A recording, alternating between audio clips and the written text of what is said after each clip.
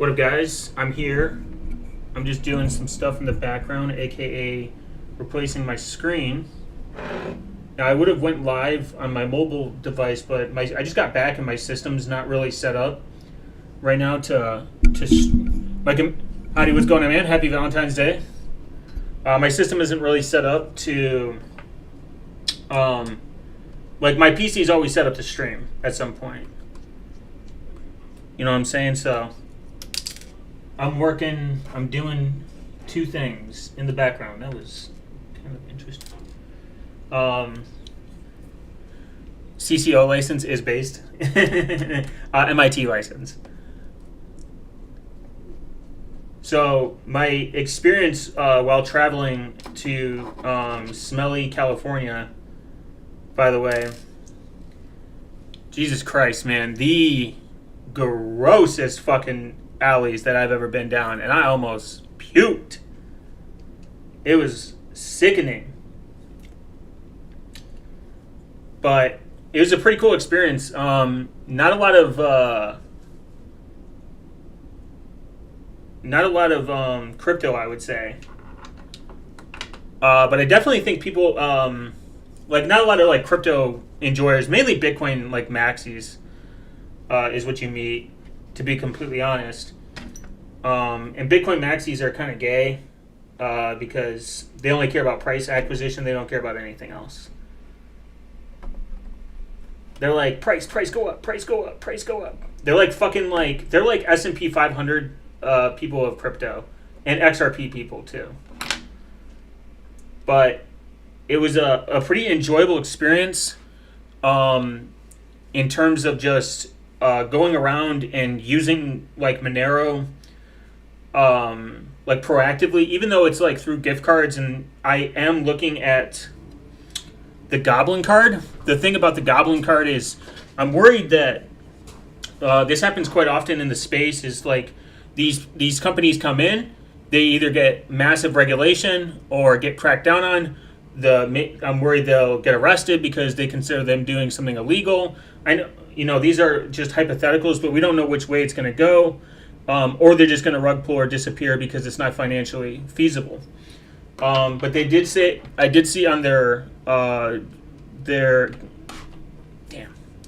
did see on their, what do you call it? Their page that a progressive web app is coming and an Android app to load your money. The card price is pretty steep, but I guess that's what you get for privacy. And it'll enact tap to pay. Now, if you're on Graphene OS right now, tap to pay doesn't exist, and it probably will never exist because due to safety net. Something with Google, the Google Play services, or Google themselves have to whitelist Graphene OS in order to essentially meet a requirement in order to be considered safe to do tap to pay, which is, in my opinion, really gay, because now you're making it hard for developers to pretty much work around that. Now they said Graphene OS developers did say that the workaround is essentially one thing and one thing only, is that the app natively supports tap to pay, and it should work there because it doesn't rely on it doesn't rely on safety net or Google Play service dependencies or anything. So that could be, maybe someone will in the future make a way for that to happen. Extra doubt, but it is. Goblin cards does look like the most promising way to be able to deposit Monero. There is a charge for it. It's 4%. From what I was reading, 4% for Monero, and it takes anywhere from 10 to 30 minutes to show up. So you pay $350 for the card. The card comes over to you. They ship within 7 to 14 days, from what I see, and then they will. It's good for 3 years. And then it's $100 for them to send out another one, which I think is reasonable, because it's probably a lot of regulations they have to go through to make it no KYC, essentially. So it's probably a cost thing, I'm assuming. Not entirely sure. It is interesting. But they're too new for me to use. But I have seen people use it. Apparently, they said they've used it. There's a person on Twitter that they claim to use it. But again, Twitter's filled with a bunch of. Not that I think the person is lying, but I would rather test it myself. And not only test it myself, I want to see that it's not like a rug pull. So at the end of February, they're apparently releasing the Android app and the progressive web app. And if that's true, and in theory, if that's true, based, because that would give me a little bit more faith. They're putting all this time and effort in making an app. I know apps can probably be in Android, especially for something like this, but it adds a level of more trust. I don't know if it's open source though. Probably, I don't know if like the app will be open source. That would be based. Super cool. Because then it's going to, all it's going to do is, what up, Jay? Fuck California, Jay. I don't know how you live there, man. I'm going to be honest. It's a smelly place. But I did get to go in one of those driverless cars, which was kind of based.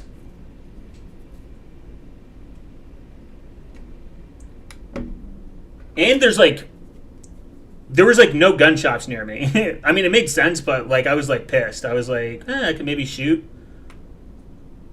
You know, while I'm out here, because I don't know. I don't drink too often when I go out. Like when I go out of country, or out of state even, to be completely honest. Quite neither. Because it's like, I gotta find a place to go, and then I don't like people. Depends on where you go, bro. The part I was at was smelly and no gun shops near me, within like a reasonable travel distance. California is beautiful. It's a beautiful state. I think the wilderness is amazing.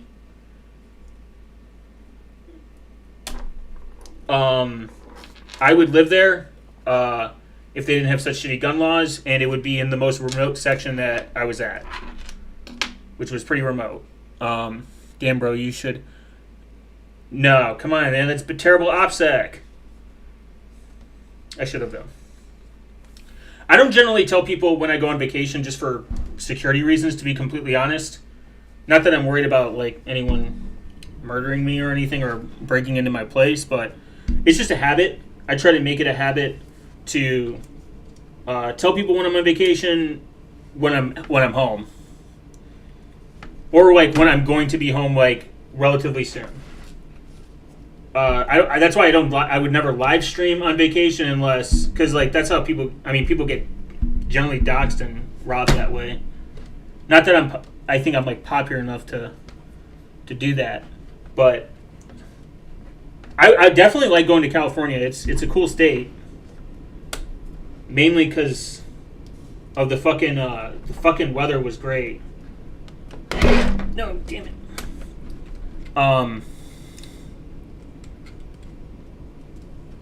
The driverless car was fucking cool. I'm not gonna lie. If they ever accept like if they ever have like gift cards or anything, where I can use Monero to pay for that, that'd be sick. But I just used a prepaid. I kind of just used a prepaid debit card that I had, like I haven't used. They accepted that, which was very based of them.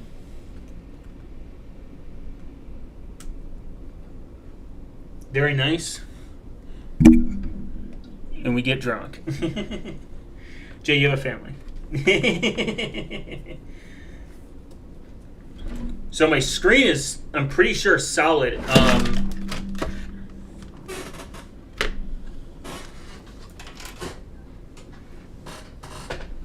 I'm just a bitch, and I didn't like. Well, I'm not blaming Nova Custom, just so we're clear. But the documentation, I don't know if I missed it, but it doesn't say. It doesn't say. To wait 5 minutes for the CMOS battery. So I'm like sitting here, like thinking like, okay, it's not turning on. I didn't wait 5 minutes like I should have. But what happened was, after I plugged in the new screen, I I was like, all right, you know what? I'm gonna do what because I reached out to Nova Custom. I was like, there's no way I'm getting two bad screens. Like I'm pretty retarded, but I built PCs before. I've taken apart laptops before. Like, what did I do wrong? North or South? California? OpenXT sounds kind of based. I'll have to check that up in a second. I was very north.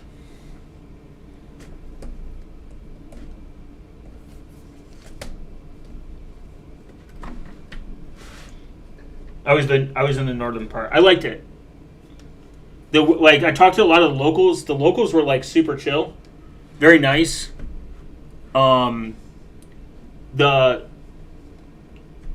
It kind of sucks too because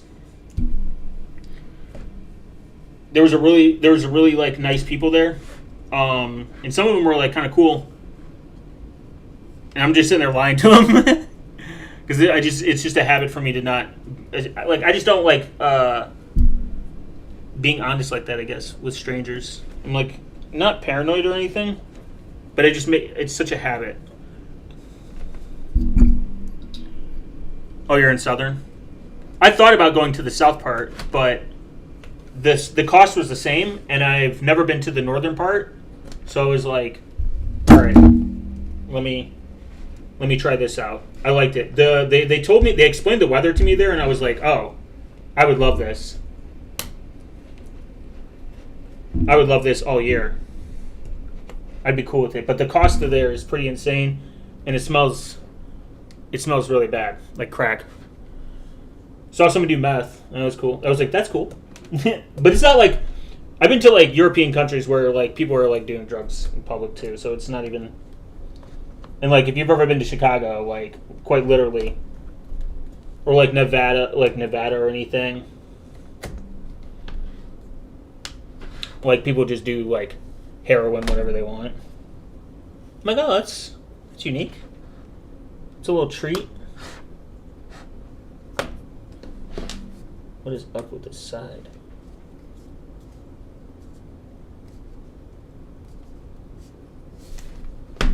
There's just one side of this laptop that's going to make me go bonkers.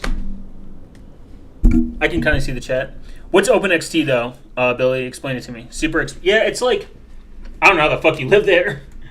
Well, I guess Southern, you might live in I'm tripping. I know people that live in California that live in like the non mega cities, and they're fine. Like it's not that expensive. But though I will say, what I get? I got something. I was pissed. I was like oh yeah, I got a medium drink. $5 for a medium drink. I almost fucking lost it. But I was like, wait a minute. I'm in California. It's okay. Just chill. Chill, brother. Don't freak out. But goddamn, man, I was fucking livid at that price for a second. I almost lost my shit. I'm like, it's not their fault. They don't make the prices here. OpenXT is the development platform. Technically, we're getting minimum wage. Yeah, probably. I mean, by California standards, if you're making less than a certain amount, yeah, there's probably like, all right, this is minimum. OpenXT is a development platform for the security and virtualized communities. It's a toolkit for hardware-assisted separation of open operating systems and user workflows for tailored solutions. Oh, interesting. That does seem cool. I'll look it up in a second. Technically, we're getting minimum wage. Oh, people say gas prices are high, but we get paid like $30 an hour. Oh, OpenXT is based on Zen. Oh, that's pretty based, actually. Oh. 30 an hour. Oh, 30 an hour here would be... That's pretty average here by the California standards, but the weather is kick-ass, and that's why I don't move. That's fair. I mean, 30 an hour is pretty average. I mean, you could live off 30 an hour where I'm at. You could live off 30 an hour in a lot of places that, like, I think people just don't really know how to manage their money, I guess. That's it. I mean, people don't know how to manage their money. What am I saying? To like, I'm not saying live beneath their means and like be like fucking like cooking beans and rice every day type shit, but there are some people that are, there's a lot of people that are financially literate, but that's how the system's built. The system wants you to buy now, pay later. The system really wants you to be in debt. It is not a place of success. I think people live like the rich here and are $1 million in debt. Yeah. I will say that there are probably some social economic things that like we could adopt that might gear people like, well, first off, the first thing is people worry about credit card interest. If you actually understand how credit cards work, you don't care about the interest. I've compressed my home directory into a tar file and put it on the CubesOS installer SSD, and this time I triple checked the checksum. Oh, based. I will have CubesOS very soon. If I stop, see, my problem is I'm impatient. I'm like, no.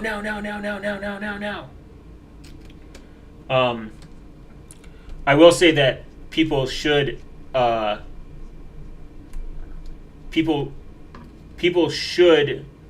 financially understand that credit card's not your it's not your money, it's borrowed money, the worst type. I mean SD card, not SSD. And I will say that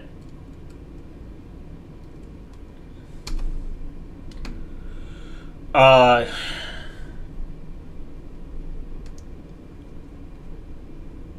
you're in medical debt? Well, medical debt's different. You kind of like need to live.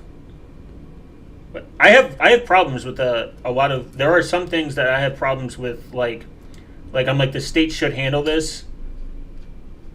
But then my insane anti-government side comes out and it was like, how would they fucking handle it? Because they're not really efficient at that. So I think we should have a hybrid system, like a better hybrid system. Like, you don't make enough, your insurance, like, I think it should go based off tiers. So this is how like South Korea does it. Like, based on your income is how much you pay for health insurance. And people say like, oh, we have that here, but it's like the bar is really bad. I was thinking of installing Alpine Linux as DOM 0 and then adding Void as a GPU pass-through for DOM 0. That'd be cool. I mean, Alpine would probably be better because it's smaller. But I get why people are, I mean, you know what? Someone told me you can set up these like insane payment plans for like this medical debt and just pay the bare minimum. And it's not going to go against your credit anymore. So, well, it shouldn't in the first place, but I don't think it goes against your credit. So I would just say pay whatever, take it and pay it, especially if you own your house. Especially if you own your house. Just fuck it. Pay whatever's the minimum to pay. If it's $5, pay the $5 for the rest of your life. It's kind of like college debt. There's a lot of places where college debt, you don't get it. And I think if you take out federal student loans, Alpine can run a GUI on 256 under, I think. It's true. Alpine based. If I kind of want to get the RISC-V Pine Tab and fuck around with it for the sole purpose that I can put whatever I want on it, like FreeBSD or like Gentoo or something. Or like Alpine Linux.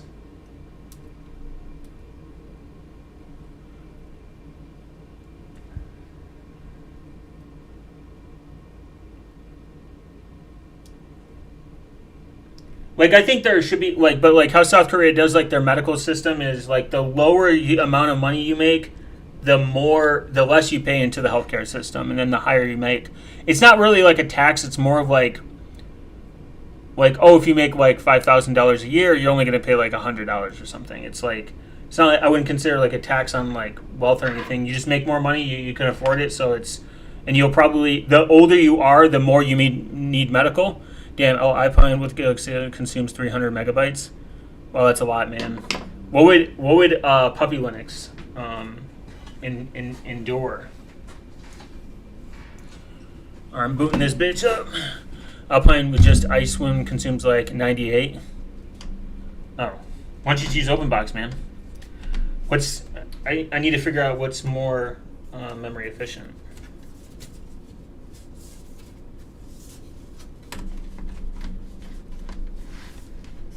Oh, and a truth. Before I package this shit up, I need to snap everything together.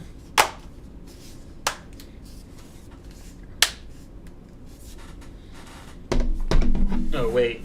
That's not going to work. I didn't put the battery back together. I'm retarded.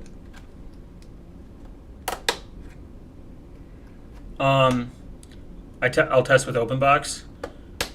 Yeah, I wonder if OpenBox is more based.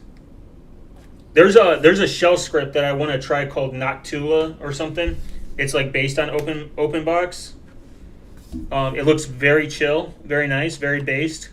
My worry is bloat on my beautiful system.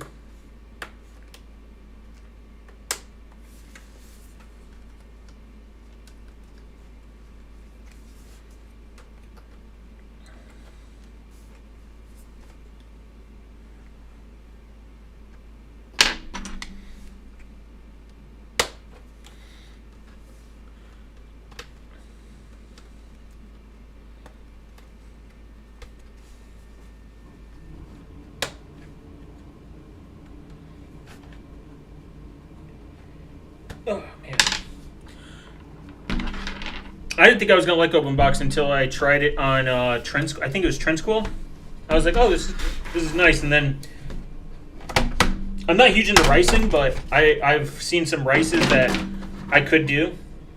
And I do like.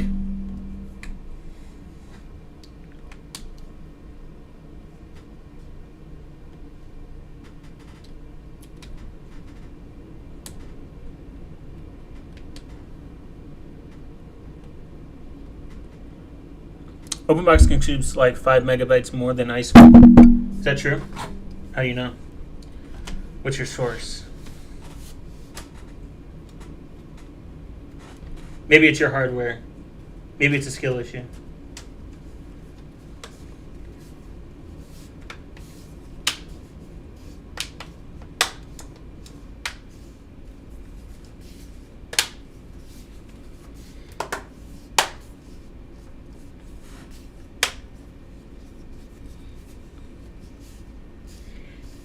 Okay, before I screw everything together, I'm going to be patient. This shit's been one hell of a ride. Because when you like turn something on, you like immediately freak out. And you're like, why isn't this turning on? What's going on? And I don't know if it's 5 minutes to boot. I'm running Alpine's Vert Edition on AQ. So we will look at FreeBSD. For the sole purpose of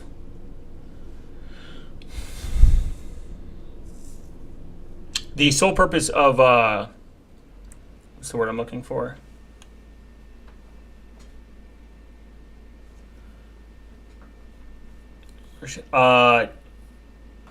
It can be virtualized now. Apparently it works in virtualization.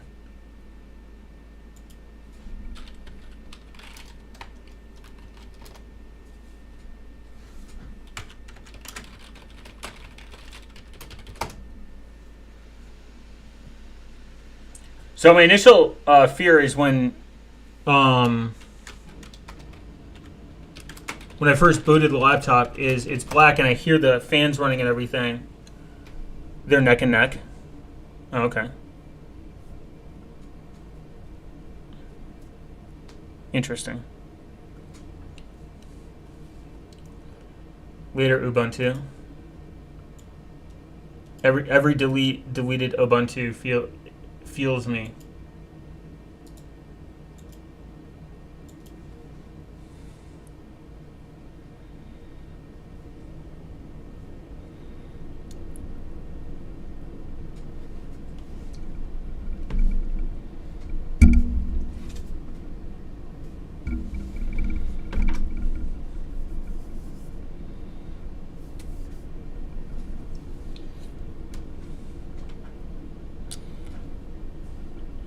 Okay. I thought I was smoking crack.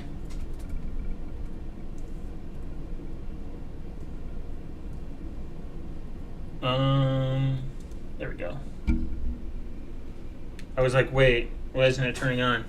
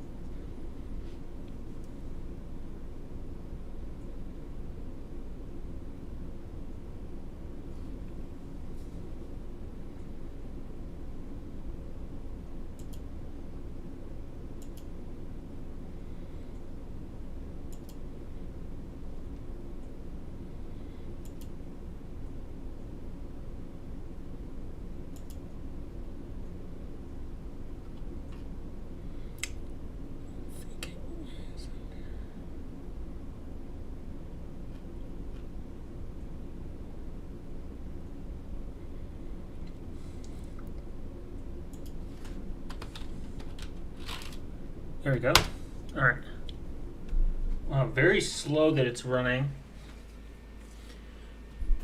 I gotta get the new Cubes OS installed.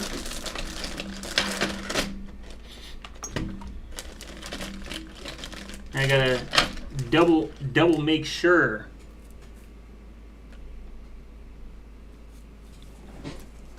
that I'm not overwriting something important.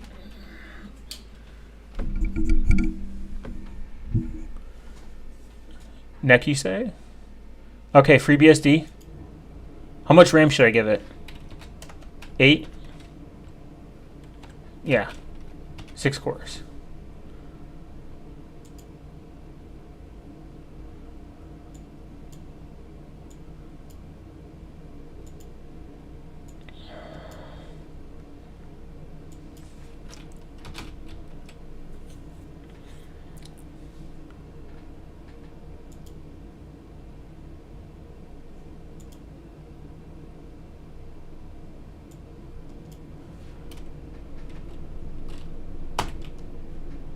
Do do do do do do do do do do do do do do do do do do.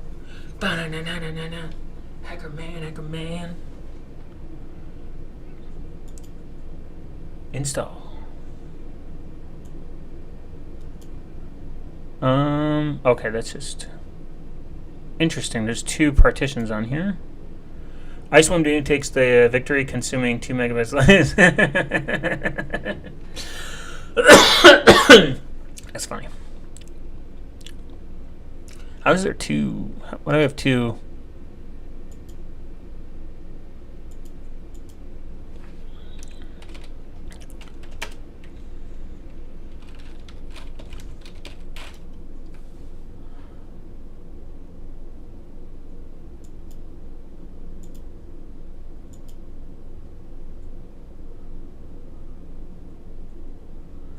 Oh, I gotta stop that. Oh. I gotta erase.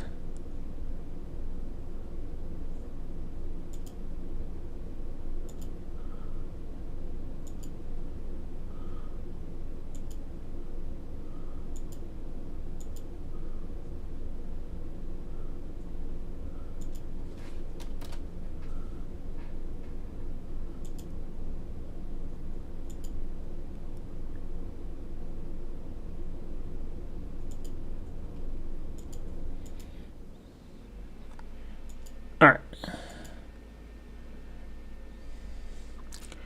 I just want to make sure I have the new version of Cubes.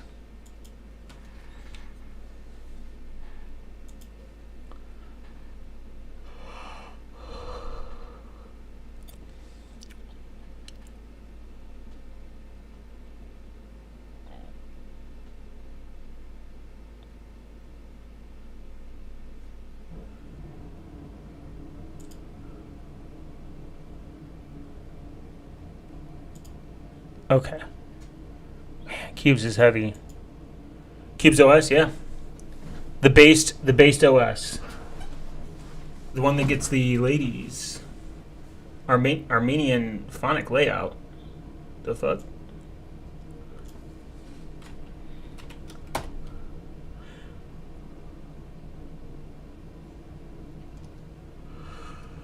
Hostname for this machine is going to be free.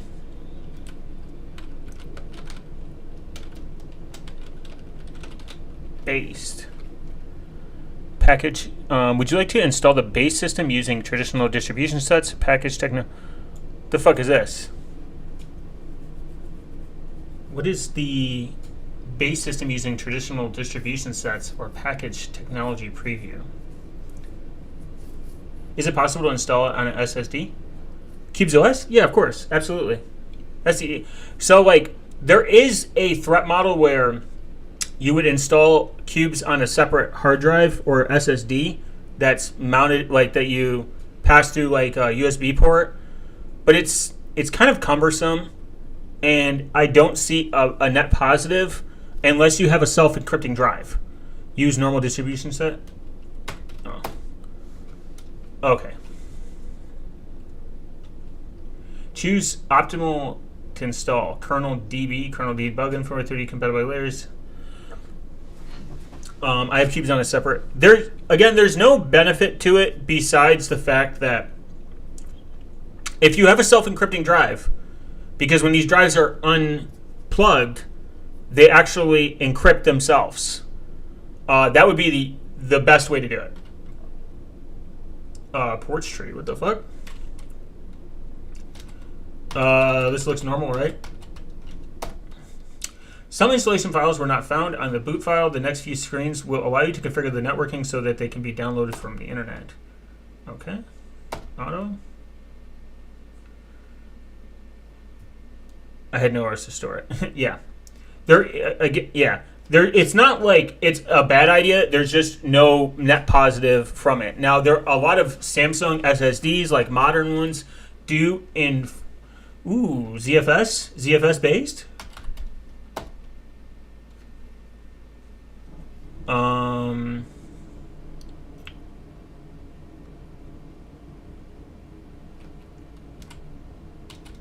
Z-root, force, yes. Encrypt disk, no. Obviously, you would do that. Swap size 2 gigs. Yep, that's fine. Stripe.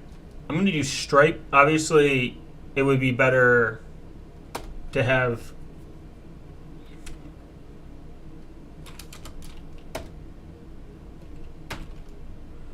Get the source tree from the internet if you were to compile libvirt's GPU drivers for the BS2. Oh, okay.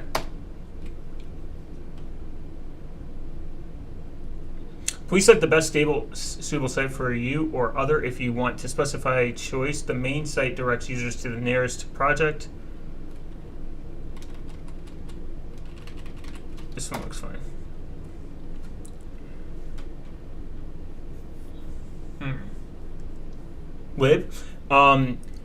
So a lot of modern drives support self-encrypting, so that would be a benefit in case someone steals this, steals your drive. Then they can't crack it.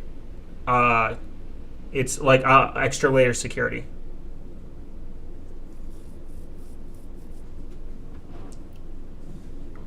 I'm gonna get some water.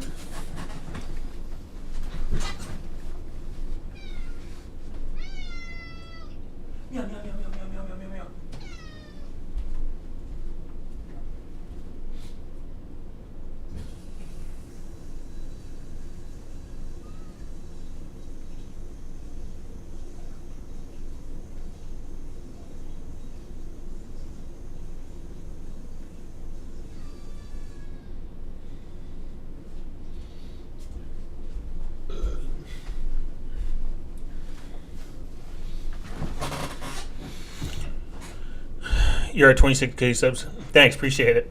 I am at 20K 6 subs. Super secure password, obviously.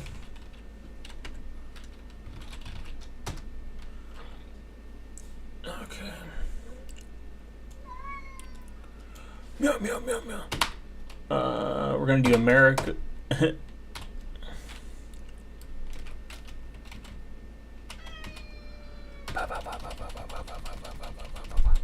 So it's better to install on a USB. Oh no, you can't do that. You can't run CubesOS from a USB or anything.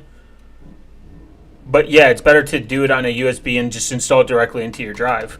You should always do Lux encryption anyways. Like, you should always encrypt your drive, regardless. If you're going to make it portable, then it's better to get a self-encrypting drive, because once you're done with it, you should unplug it, and that will encrypt it itself.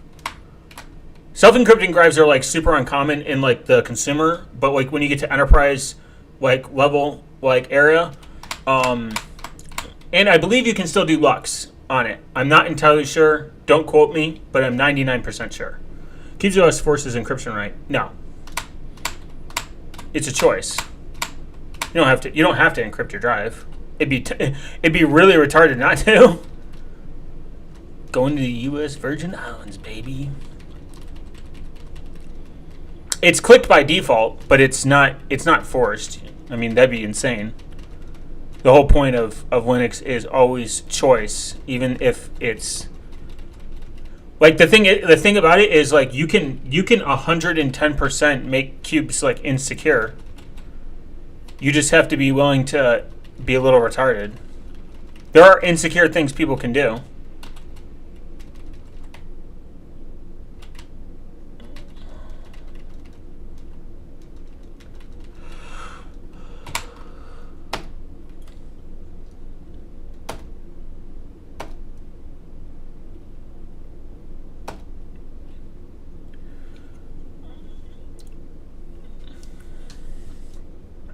I think it's better whatever your use case is. If you don't have a self-encrypting drive and you take this places, don't do it.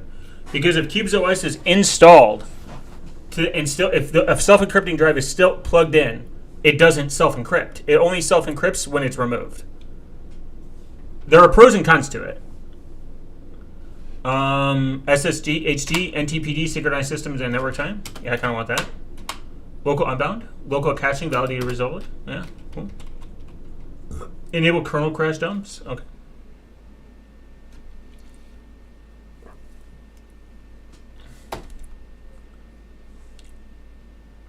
Choose system security hardening options. Okay, so hides processes running with other users group. Secure console. Enable console password. Disable opening syslog network sockets. Disables clean the temp file system on system startup. But is it any good for doing tasks like browsing, typing, homework, and doing set? Yeah, I mean, the developers of CubesOS like develop within Cubes while they're on CubesOS. So it's, I think the average user, if you've touched Linux before, when I've used Cubes for web browsing. Yeah. So the thing is, CubesOS, if you like compartmentalization and you want the maximum level of security, CubesOS is going to be the best Linux option besides Secure Blue.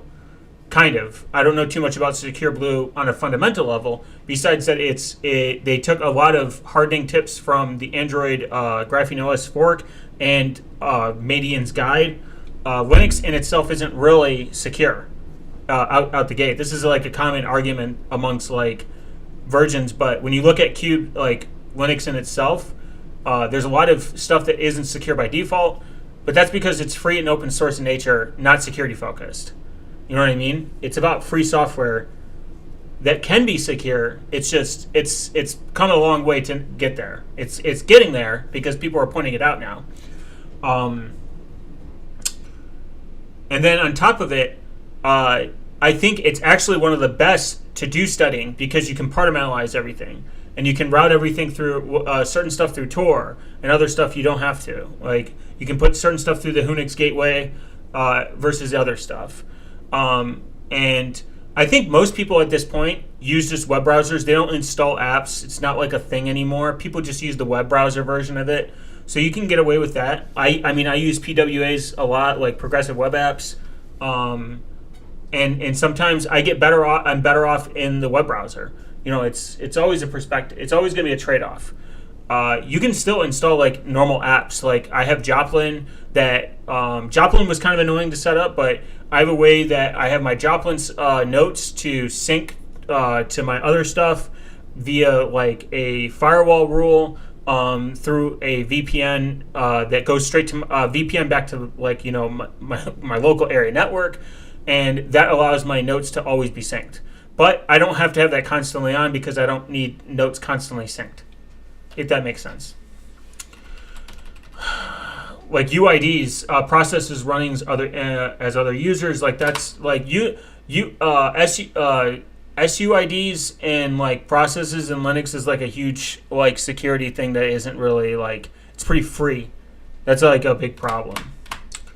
Like that's like a very common user space is, from what I understand, is one of the biggest attack vectors of Linux, and having sudo like enabled essentially.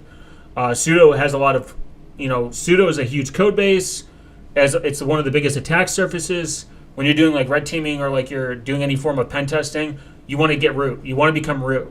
And Linux doesn't have a lot of safeguards to become root, like to protect against root, because root is generally set up from the get-go. So when you have okay, no firmware installed to continue. So like the thing is, like when you anytime you do like you see red teamers, they're always like, same thing with Windows. When you're attacking like a Windows environment, Fig 12.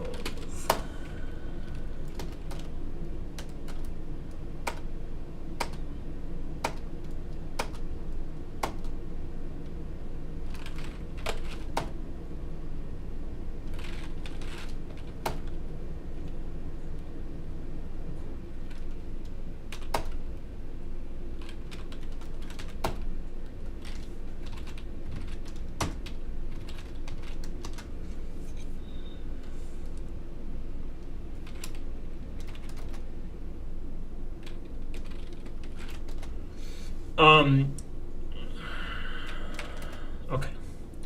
So like when you have like people that are trying to get Active Directory, like Active Directory is like one of the biggest like attack threats like that you can get. If you can get Active Directory access, you have a lot of power, because Active Directory is kind of like the heart like of like most organizations. You want to get admin access too, not just Active Directory access, admin access. Just like a Windows machine, you want to get admin access. This is why a lot of people that get into penetration testing, they use Windows because they can learn it. They learn it through like PowerShell or like being in like a Windows environment. I mean, not every system is super secure, because it would be super impossible to do your job at like a normal day job. Imagine if you had, 5 levels of authentication or 2FA more secure than 1? Yeah, absolutely. But is 5 efficient to do your job? No. So you're going to compromise some level of security for convenience at all times. And that's what Cubes allows you to do. In its nature, it's a very secure system, because the fact that everything is virtualized, nothing is really trusted. Everything, even down to the USB stack, like the USB stack, which is like your microphone, your webcam, etc. Those are virtualized, and you can disable them and not even trust them when stuff is like you can set it up where it doesn't trust anything that's plugged in from the get-go. So that creates USB blocking. Huge win for security, because people can't just put in like rats or keyloggers or like any hot pluggable device that is available on the market for like not a lot of money. And if you have even time, you can even do that. I mean, the biggest security flaw in most cybersecurity environments is not just human error; it's physical error. Like if you have physical access, you generally have it's game over. If someone leaves their laptop unlocked, I don't have to do any hacking. This is why like something like Buzzkill is really imperative when you're using Tails. Even step by step, don't give up, keep going. Thanks, man, I appreciate it. I hope you're doing well. So like with Tails, I actually run it with Buzzkill, because if in the event someone grabs my laptop because I'm at like a coffee shop or something, it will actually just wipe it immediately. And I don't think it's not because I'm doing anything illegal or I'm doing anything that I don't want people to see. I just don't want people to have access to that kind of stuff in a sense. And that's how I view it. You can actually set up Buzzkill with CubesOS. So you can have it do self-destruct, which isn't enabled by default to prevent any oopsie daisies, but you can have it where it locks your device and then it, or reboots it. It'll shut it down. So if it shuts it down, that puts it in its strongest form. It's going to encrypt it and put it at rest. It's kind of like auto reboot, sort of like with Graphene OS, essentially. Add a user, change root password, set the system host name. Done that. Yeah.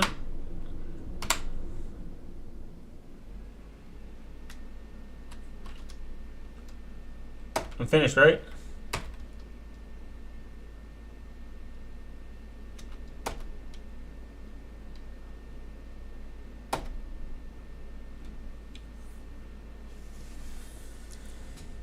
Is this shit downloaded yet?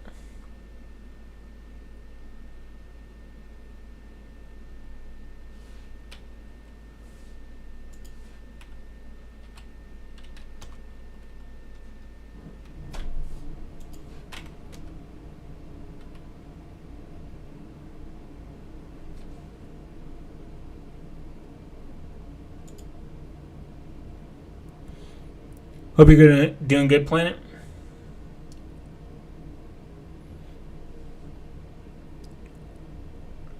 So Cubes is the best way to use a secure OS, a reasonably secure OS. I mean, yeah. So it's kind of like this. If you have insecure hardware, it doesn't matter what you put on top of it. So you have to build it from the ground up, and it goes back to convenience. Convenience comes from CubesOS isn't a Linux OS. CubesOS is a hypervisor. So it's I think it's a stage 2 hypervisor if I remember correctly, or a stage 1 hypervisor. I think it's stage 1 or stage 2, but that's not important. What's important is that it's a hypervisor that creates sandboxed virtualized containers, and they're very restrictive. And they're restrictive in their nature, meaning they can't communicate with each other unless you give explicit consent.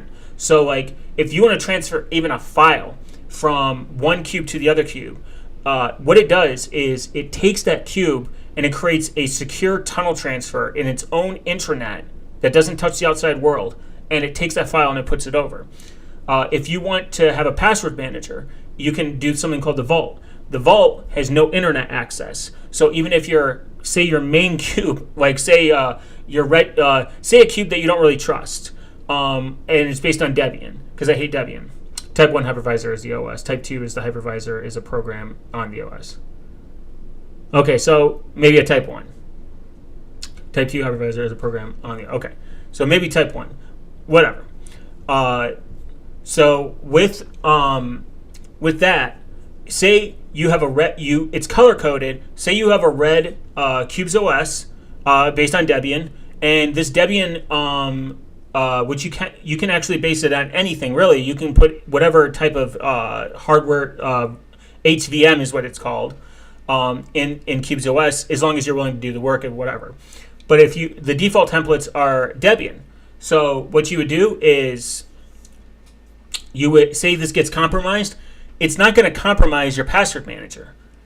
It's kind of like this. Like, if this gets compromised, nothing else on the end system gets compromised. Now, is virtualized box sandboxing escaping, is virtual and sandbox escaping a thing? Yes, but is it a thing that's going to likely target you? Probably not.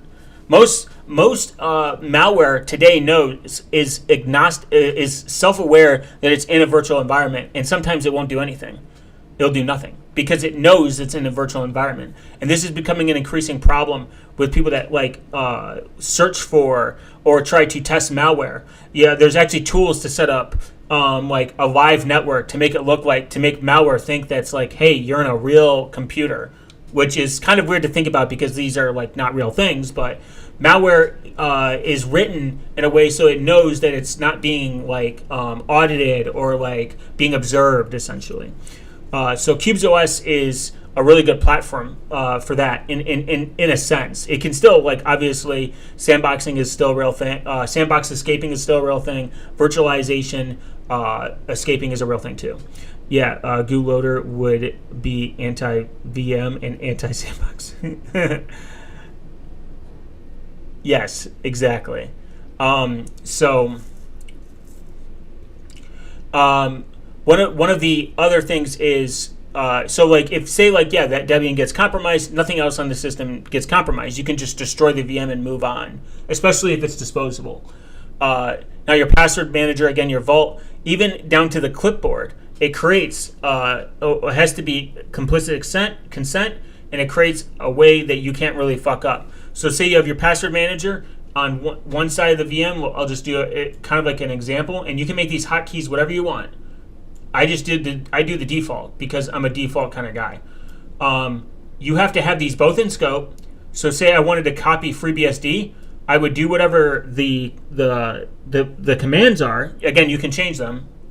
I would do control whatever, and then you have a little tray over here.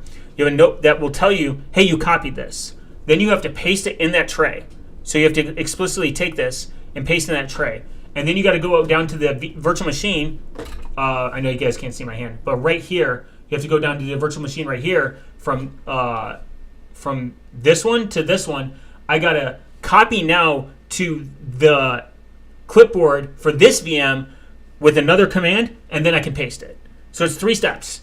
Copy, and then you got to go in scope and you can't do it in anything that's out of scope. It's got to be in scope, meaning it's got to be on the screen in the screen in view. So with that, there's little fuck up, and then other cubes that become compromised, or if they're malicious or something's there, they can't steal your clipboard, because once you grab it from that clipboard, it wipes it.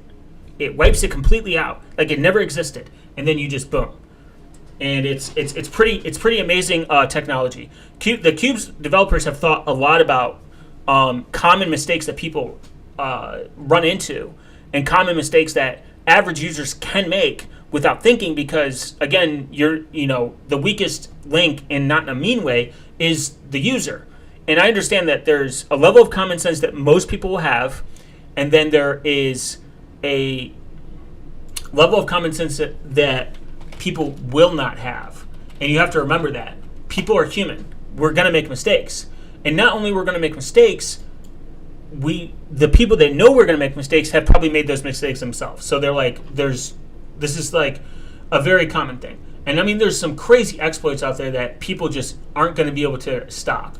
Like, I've seen MFA bypassing. I've seen bypassing on hardware authentications. I've seen some crazy exploits. These are obviously not going to be on average users, but when they become more common and easier to do, they will be then put onto average users.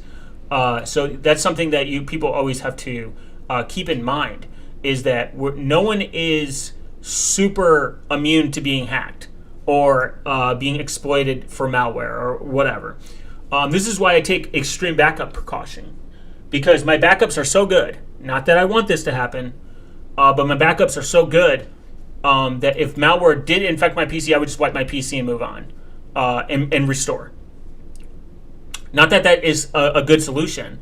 I want to avoid malware at all costs. If I'm doing something super sensitive, I will always do the common sense thing, is to put it in a virtual machine. Virtual machines, again, are, like I said, are not unique. They're not like super. They're better than putting on your main system, essentially. It's like putting on a condom.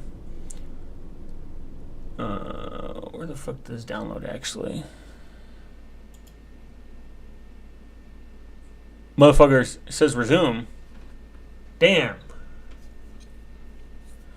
So I would say the best thing is quit listening to the people that are like, CubesOS is this hyper, super complicated Linux distribution, when it's really not. By the way, Alpine Vert 3233 is 69 nice megabytes based.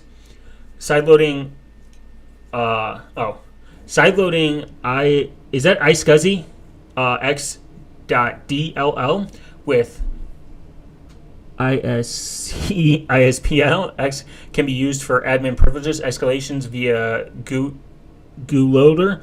Cryptid Metasploit. The get system works on its first attempt. Oh, that's crazy. That's pretty cool. I like seeing these exploits too. I'm not like, this doesn't need to exist. Because obviously in a perfect world, we would want zero. But it's very cool. And it's very interesting. And I've seen some crazy PowerShell too. Like PowerShell, like exploits that do some just insane stuff. There's, I think his name is Jacob, or I'm Jacoby or something. He does a lot of stuff with PowerShell, and it's really interesting to see him just work through it. I'll watch, like, every once in a while, I'll watch like live hacking competitions because they're kind of cool. I know they're in a set environment, but I like learning about also the fringe shit, like where they're like, hey, we found a way to extract passwords from fucking RAM via sound card, because you have your sound card, like, because your RAM goes at a certain frequency, blah blah blah. It's storing the passwords inside the RAM, and we're extracting it over the airwaves, and it's like we're only like 30 feet from it. It's like, dude, come on, this is fucking crazy. This is awesome. It's super interesting. Will that happen to like normal people? Probably not. But there is cool. Like hackers, I'll give it to them. They find shit and they're like, God, there was one I listened to that was super cool. They found an exploit in something super silly, like, and it was like something that's just native. I think that's what Kerbos. I believe Kerbos was one of them too. Kerbos was a ticketing thing.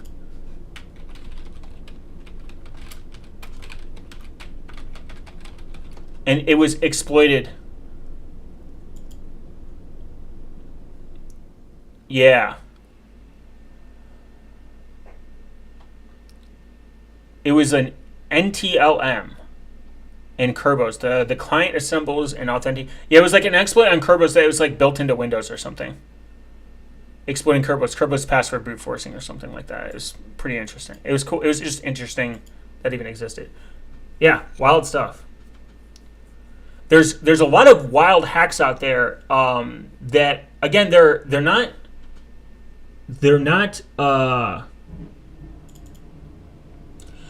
like, what's the word I'm looking for? They're not gonna be like, yeah, this is it. Like, you're fucked. You know what I mean? Like, don't touch your computer kind of thing. But the thing is, it does exist. Some of it's like very, very specific and very like, you have to like be like very like, let me see what's on there. Is there anything on that file?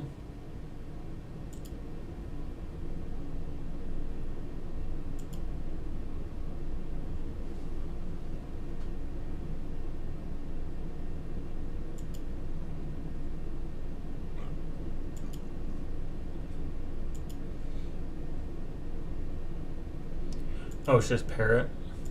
I don't care about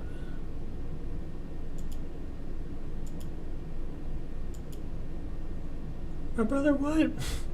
Where do you watch those wild hacks comps? DEF CON, not DEF CON. You just on YouTube. You just look them up. Hacker the Box, I think, has one. They might not be interesting to like most people. It's really just seeing a bunch of nerds. They have like team competitions hacks on like YouTube all the time. You just gotta be careful because I think they're like, I think if they've had the word competition for this, we're probably worried to, you know, obviously, and you can probably go on like places like Rumble or like PeerTube or Odyssey to see them. There's even conferences. There's Linux conferences. There's one. There's a few of them. Linux conferences you can go watch where they talk about exploits. Black Hat's cool. Like, you can go to Black Hat if you have the money. You can go to DEF CON. There's B-Side. There is some new Linux and hacking conferences that are coming out.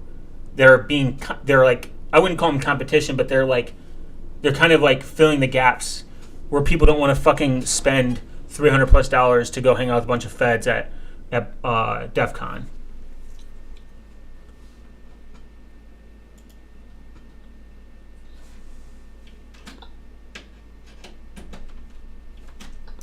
I'll figure that out later.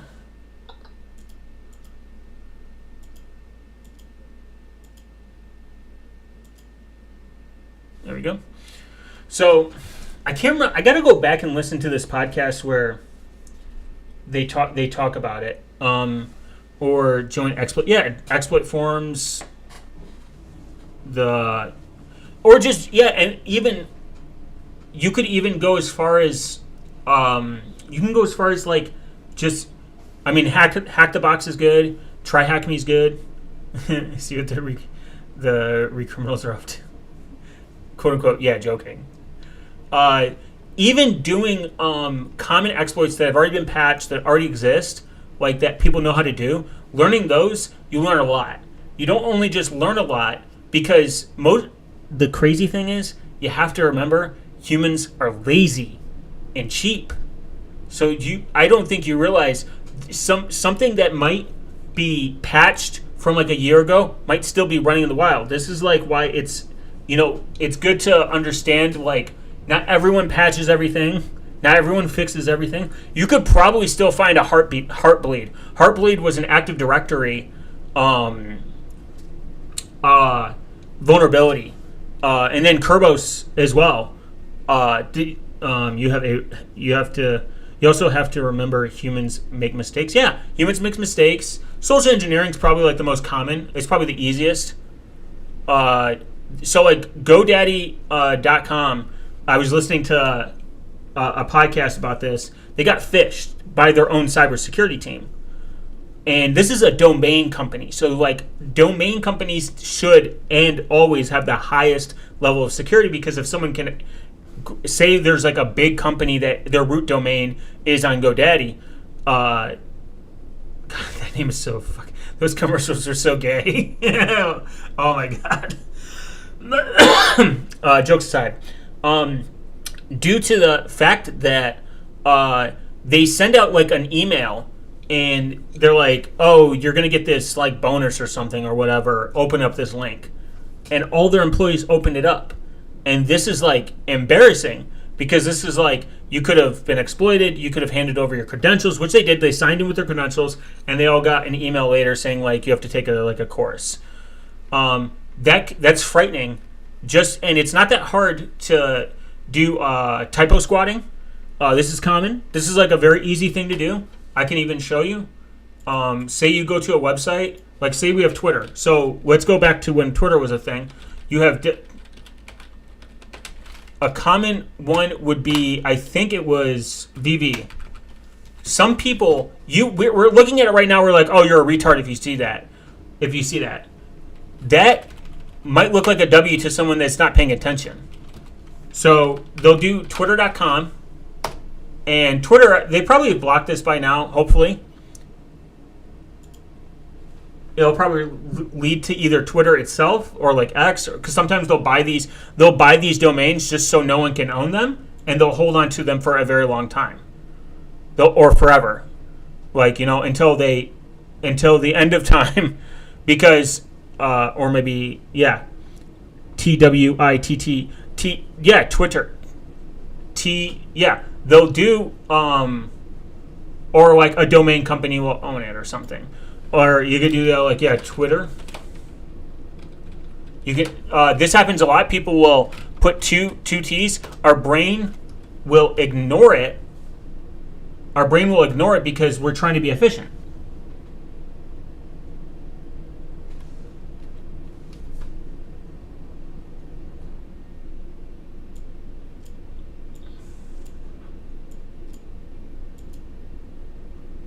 There we go. Okay.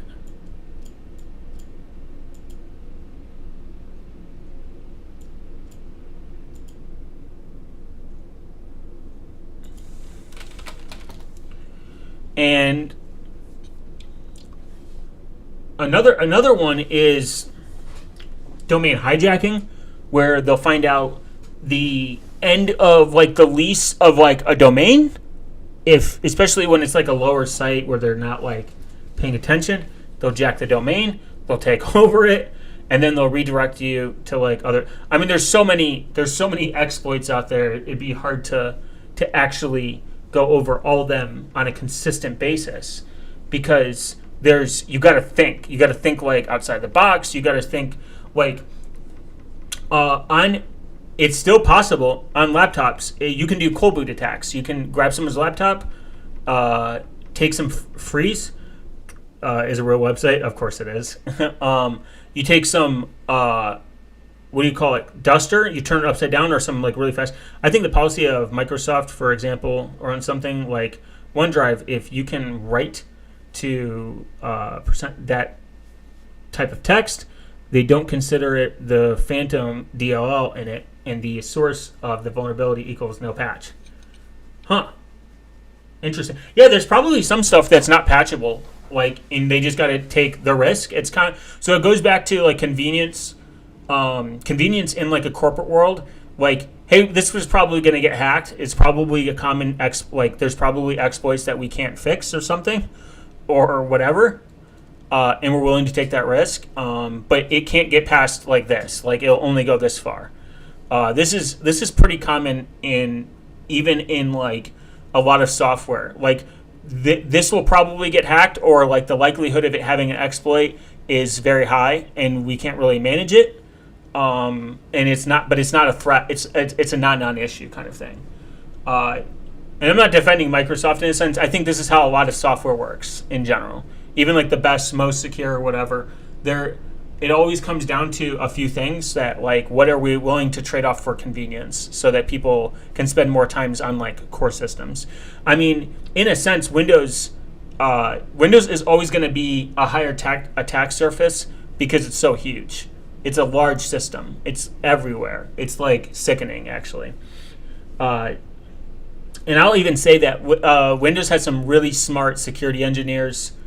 I know people shit on it, but being as big as Windows is, surprisingly has pretty good. I think their Pro Edition, like the more expensive one, is better. I wouldn't use BitLocker at all, but Windows Defender, hardening like your I guess like your security posture in a sense. Windows is relatively pretty secure out the gate compared to Linux. So, and I'm a Linux enjoyer. I'll never use Windows, even if Linus Torvalds turned into Hitler tomorrow or something. I would just look for. I would use Haiku OS or something. So it's. I don't think that there's anything inherently. Now even more people are quitting Windows. Now even more people are qualifying Windows for Winstop. Yeah, Windows. The problem is Windows is a company at the end of the day, and they want to make their shareholders happy.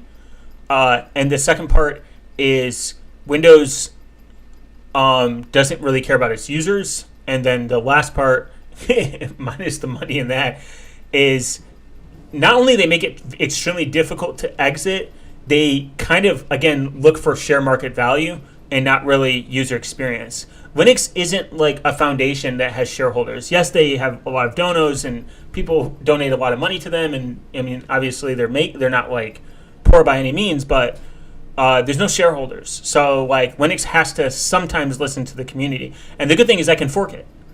A lot of people are leaving Windows because they're forcing a lot down your throat and you have no alternative. Mac OS users are just cucks. But Linux really, like, if you don't like a certain thing about Linux, you can just remove it. Like, I don't like Systemd. I don't like Debian. On a serious note, I actually like Void Linux in its system much more. I think it's more efficient. I like how the package manager is. I like the rolling release. I was an Arch user for a long time. I've used a lot of different distros, and Void Linux is probably what I'll stick with on my desktop until CubesOS gets really, really good gaming virtualization going and supports Wayland. If it supports Wayland, I will drop Void Linux just so I can have Void Linux in a virtual machine, essentially. Wayland on CubesOS is just not good. But it will be in the future, and by then my hardware might be outdated anyways. It's kind of outdated now. Sort of. Not really. Run it and OpenRC are so fucking good. Yeah. They're better. I just don't, I mean, On my servers, I use Ubuntu because it's just easy. That's it. And it's stable in a sense, and it works. I have no problems with it. There's some containers I run with Alpine because it's minimal. Like container wise, I run Alpine a lot because it's minimal and it's very widely used in the container platform versus Ubuntu. So there's that. But in most cases, I just use Ubuntu server because Ubuntu server is fine. Ubuntu as a server operating system is decent. As a desktop, I just don't like it. I don't even use Debian as my server infrastructure because I just think that it's just bad overall. I know people like Debian, but I just don't get it. I don't get the hype. It's like Linux Mint. I don't care. And the stability thing I've never gotten. I've ran a rolling release for so long. I've run into no instability issues. I run Flatpaks, app images, snaps, you name it, source, like built from source. And I've never had a stability problem with rolling release. I've always had an issue with fucking state LTS distros like Pop! OS, Ubuntu.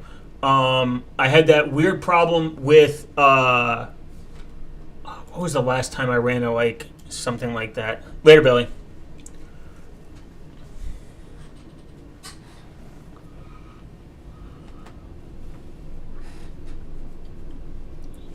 So you advise me to install Void Linux? You can install whatever you think is best for you. I think whatever you're trying to achieve.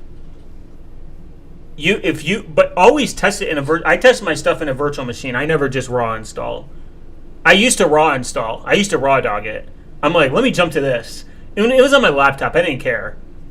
My laptop actually don't care to the point where I need to think about what I need to install. I never keep anything super important that I haven't backed up already. I back up shit so often that it's super rare. I've used Mint for... Oh, okay. Mint's cool. I don't know. I just don't like Mint. I don't see the hype. I don't really like... there's a lot of Linux distros I just didn't get behind. But if it works for you, it's fine. Unless it's Debian. Then it's not fine. But on a realistic note... but I need something for CyberSec beginner. CyberSec beginner. I mean, anything. Learn Linux. That's your real goal is to learn Linux. And the only way you can learn Linux is, I would say, is do one of two things. Build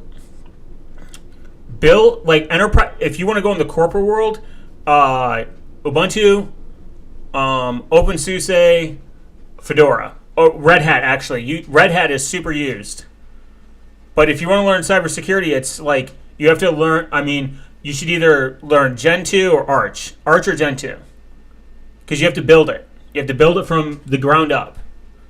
And it teaches you how to fix stuff when there's not anything there to fix. You know what I mean? You can always Google, like, cybersecurity is such a broad term, too. It's like, it's not really a degree. It's not really a thing. Cybersecurity is like an umbrella within. I don't want to crush anyone's dreams, but cybersecurity is not a real thing. It's like people that say that for like normies, but when you go into like the actual industry, your goal is to get a niche and to get a niche skill that no one can take, that no one wants to do. Like networking, you can do network security. You can become a SOC. You can do Scrum. You can do Agile. You can do Salesforce. You can become a project manager. You can do firewalls all fucking day. You can literally just work on printers. You can just be, or you could be an email admin. Email admins are probably less. But if you want to learn actual like skills in Linux, building it from the ground up is always going to teach you the most. Like Arch is a good place to start because Arch allows you to build from literally the bare minimum. No scripts, no installs, and then automation immediately after that. Not this AI automation bullshit, but learning Bash. Like Bash is super huge. Bash is super huge, and then learning Ansible. Ansible is massive. Ansible is a really good tool. There's a good channel called Learn Linux TV. He's a sysadmin. Sysadmin would be the more correct term. You can do cybersecurity in sysadmin. Arch may scare them away. Not really. It's not. You're gonna fail. That's the thing. People are so afraid of failure. It's like scare. Like with my. It's kind of like with my laptop. I took a break from it. I stepped away. I collected my thoughts, and Linux Mint's cool, but you're not going to learn anything really unless you build it from source. Like you're not going to learn how like the file systems work, how to install stuff, how to configure a network, like a network. You could realistic how to configure like your network from the beginning. A lot of people that are like in like. And obviously, like, you can man-page your way through a lot of stuff, but I think it's a good learning experience because you can do it in a virtual machine. It's not going to scare you. It's well documented to do. I mean, like, I thought Gen 2 was fucking frightening for a second. I was like, wait, what am I scared of software? That's gay. But it's kind of like my laptop. I took a moment. I got too ahead of myself. I stepped away for a week. I reached out to people that are smart. And they pointed me, they didn't give me the answer, they pointed me into a direction saying, like, the likelihood of your system being broken is very low. And I was like, you know what, you're right. So I came back, I listened, I read what they sent me, I listened, profit, whatever the memes are. I started on Ubuntu. But I don't think that you have to start on Ubuntu to learn. Learning Linux is... Damn, right when I started. Lily dies.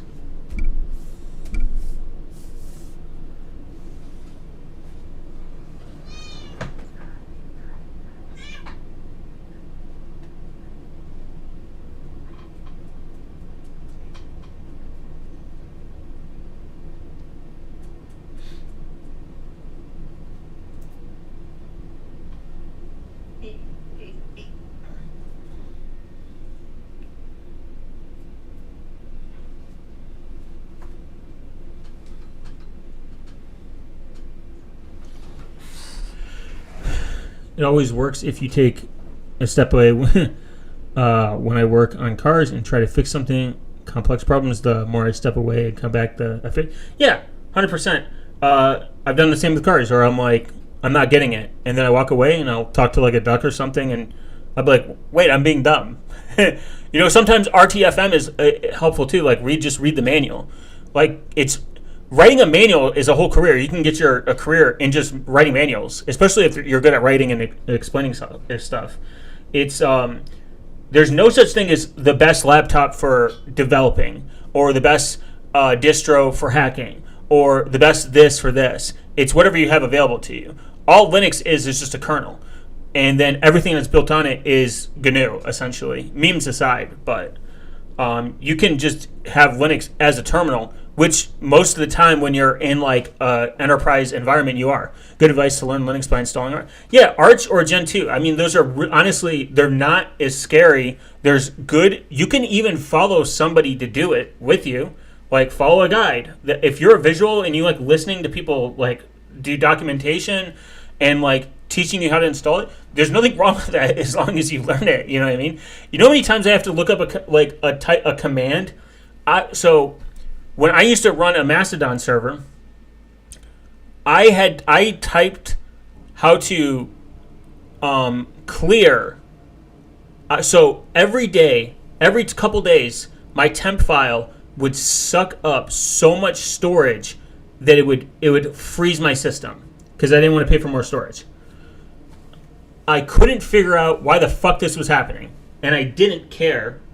But what I did learn is how to fix it with a command.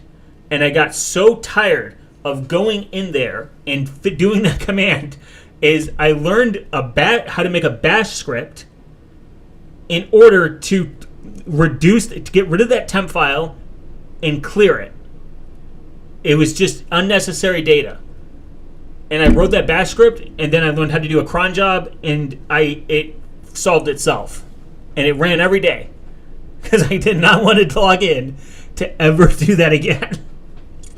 Because I would get a notice that people that I knew that were like on my Mastodon server, they're like, yo, it's down. I was like, why? Why is this happening? I'm like typing, I'm like angrily looking through the internet for hours. Like, what's the issue? What am I doing wrong? And then I found it was a temp file that kept filling up and causing the system to crash. And then I figured it out. And then I figured out a solution. And it was bash and a cron job.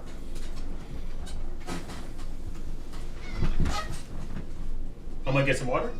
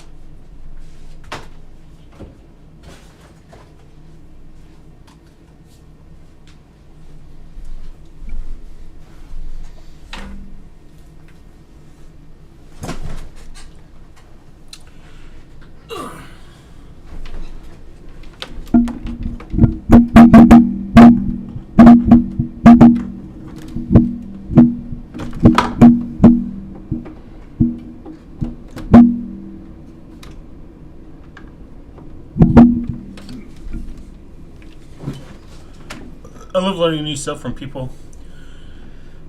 Well, that's not me, brother. But yeah, it's, I mean, you're always going to be learning something at some point. You're always going to hit a wall. At some point. You're always going to hit a wall somewhere. There's always going to be something you don't fully understand. And you're not going to. You're really not going to learn everything at once. I've been using Linux for a long time. And I still learn stuff. Do I retain it all the time? No. There's stuff I have to go back to, I have to think about. People who are active in the industry, yeah. That's all it is, babe. That's all it is. It just ain't nothing but a chicken wing or whatever, whatever they say. And you're gonna have like your learning curve, like where you're like, I don't care to learn about this. There are certain things I just don't care to learn about. Like, I generally don't want to spend my time on it. It just doesn't seem interesting to me. You know what I mean? That's just sometimes how it is. You got to find... There are some things I don't want to learn about, and I still do. But there are things I don't want to learn about, and I don't. If that makes sense. Like, there are things that I'm like, gotta... fuck being a brain raccoon. No, sometimes it's good. Sometimes brain rot good. Sometimes you gotta stop thinking. It's kind of like walking away. It's like walking away. Sometimes I enjoy very dumb, non-productive content. I'm like, this is great. I don't have to think. Based. It's just all perspective, man. I don't think about it. I don't think about it beyond that.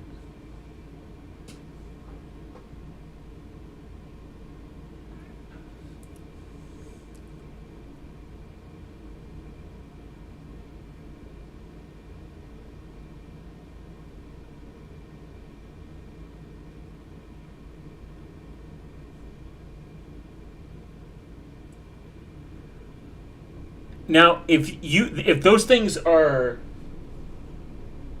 limiting you, then yes, absolutely don't do it. Hours scrolling? Nonsense. Yeah, hours scrolling, probably nonsense. Well, it depends. To me, like, there's sometimes I just don't like doing shit. But again, I don't think about it. I started with Mint also. That's because you're a virgin, Jay.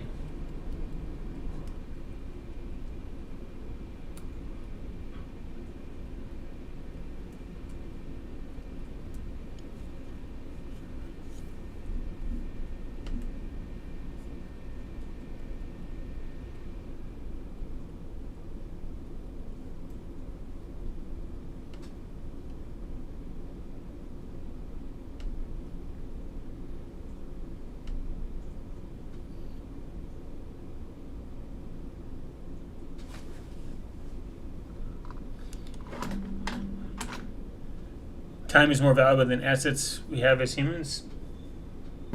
Sure. It depends. Some people value money more. They give up time to have more money. Oh no, it's a personal choice. Sometimes I have limited time. That's true. And I value it, some people don't.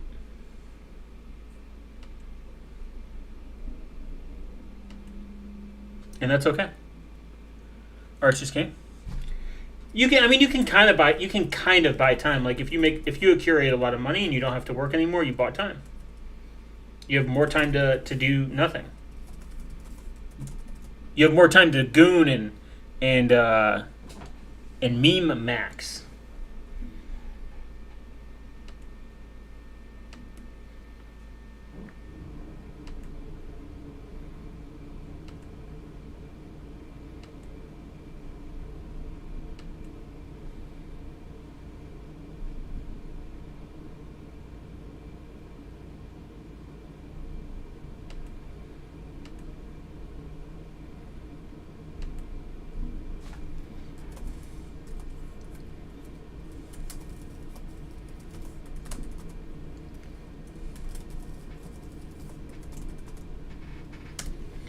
It's kind of like this.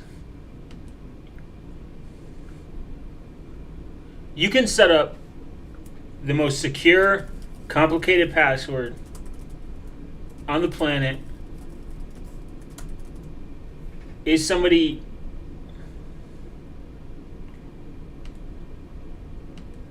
going to crack it off the street? Probably not.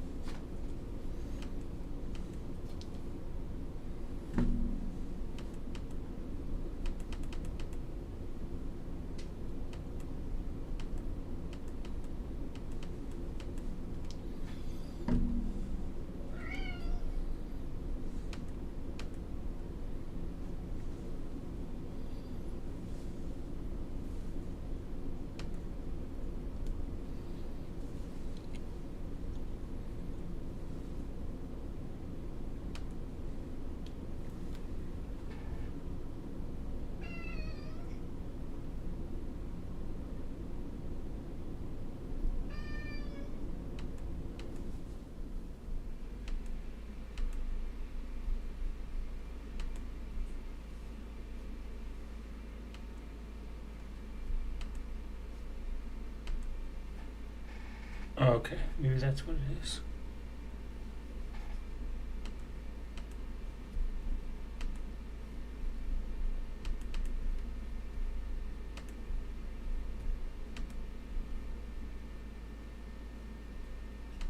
Motherfucker.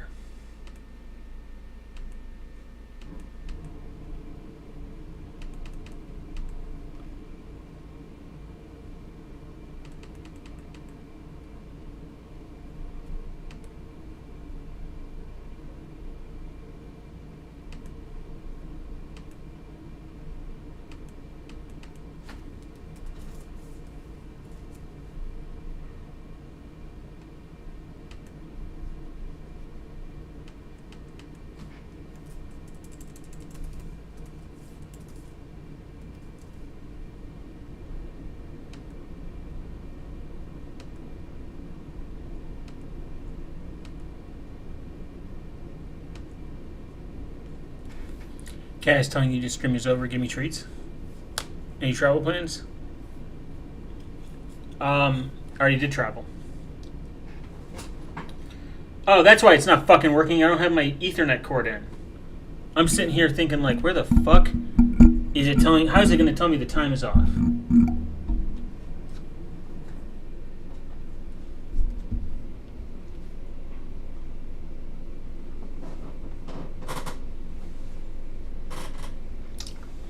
Damn. He's just big baby. I do love him though.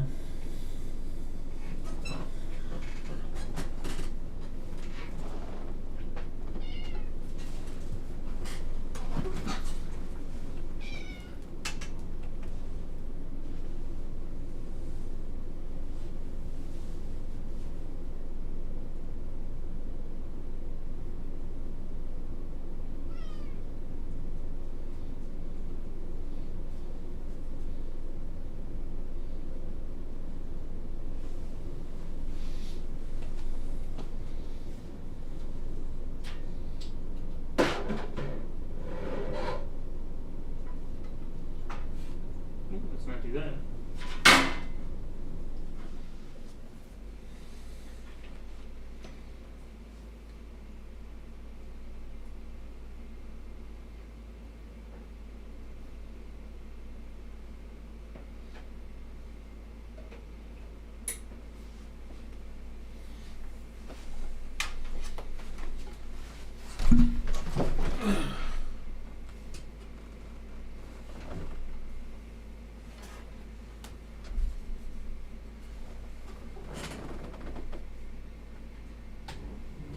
Always have a spare.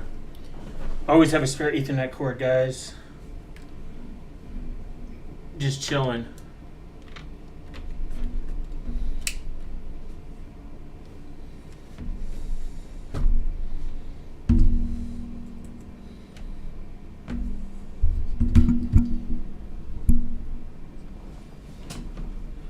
For cybersecurity, I would just use AI to code malware, and that's 100x more than what people.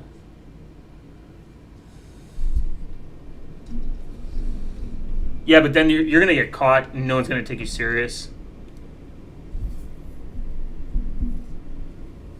Because you would learn the current threat landscape by trying to make something that actually works. No, people will know because there's someone that did this and they figured it's just sloppy. It's not gonna. People have this like theory that like AI is just gonna take over. I think if you know what you're doing and you use it as a tool, is different than someone who doesn't know what they're doing and they're trying to use it as a tool. It's like handing someone it's like handing an Amish person a TV remote.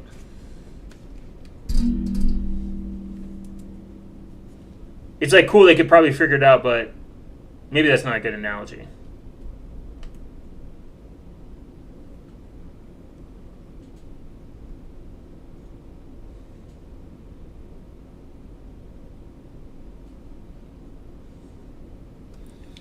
When the fuck did I download this?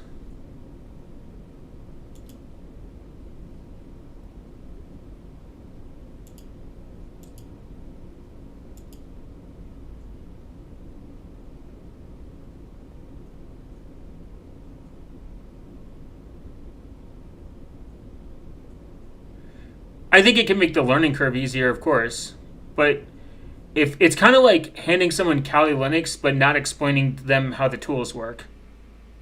Because if you go to a living off the so bare to entry is absent, not pre AI times with development.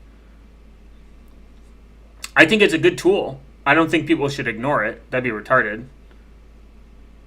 But it'd be like, I mean, if you're not, are you familiar with living off the land? Like living off the land is still very, very, very, very common, and you can't just expect someone to AI their way through it.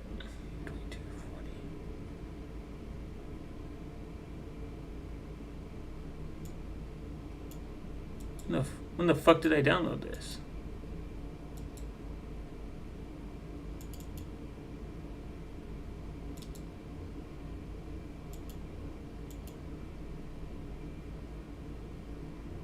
Like that's a very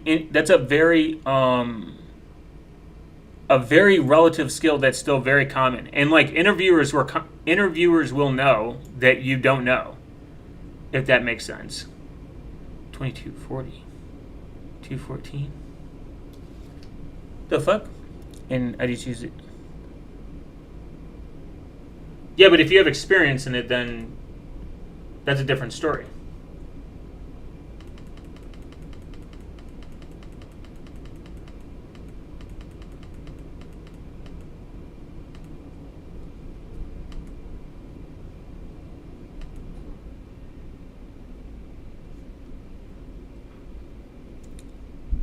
All AI codes deal a compilation.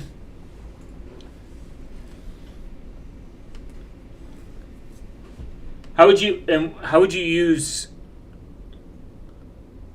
it to get working if you're in an environment where you can't use those tools?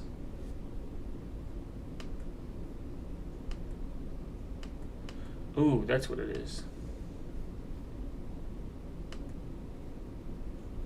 Motherfucker. Oh.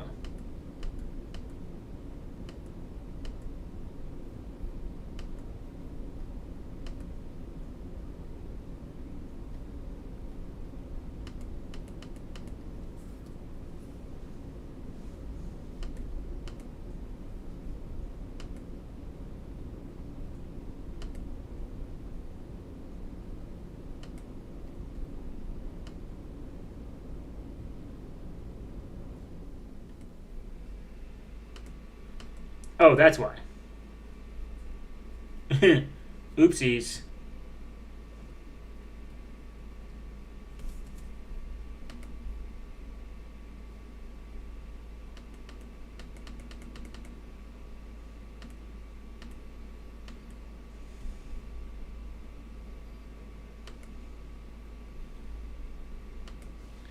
Damn, I'm retarded. I'm sitting here being like, why the fuck isn't this working? I made applying and learning this conceptually instant. Like C code and having to spawn thread pool to run async shellcode. I don't code DLL compilers in C, so I just have no idea what you're talking. Yeah, I mean, again, someone will pick up that like you're just using AI. You know what I mean? And real companies will just be like, leave.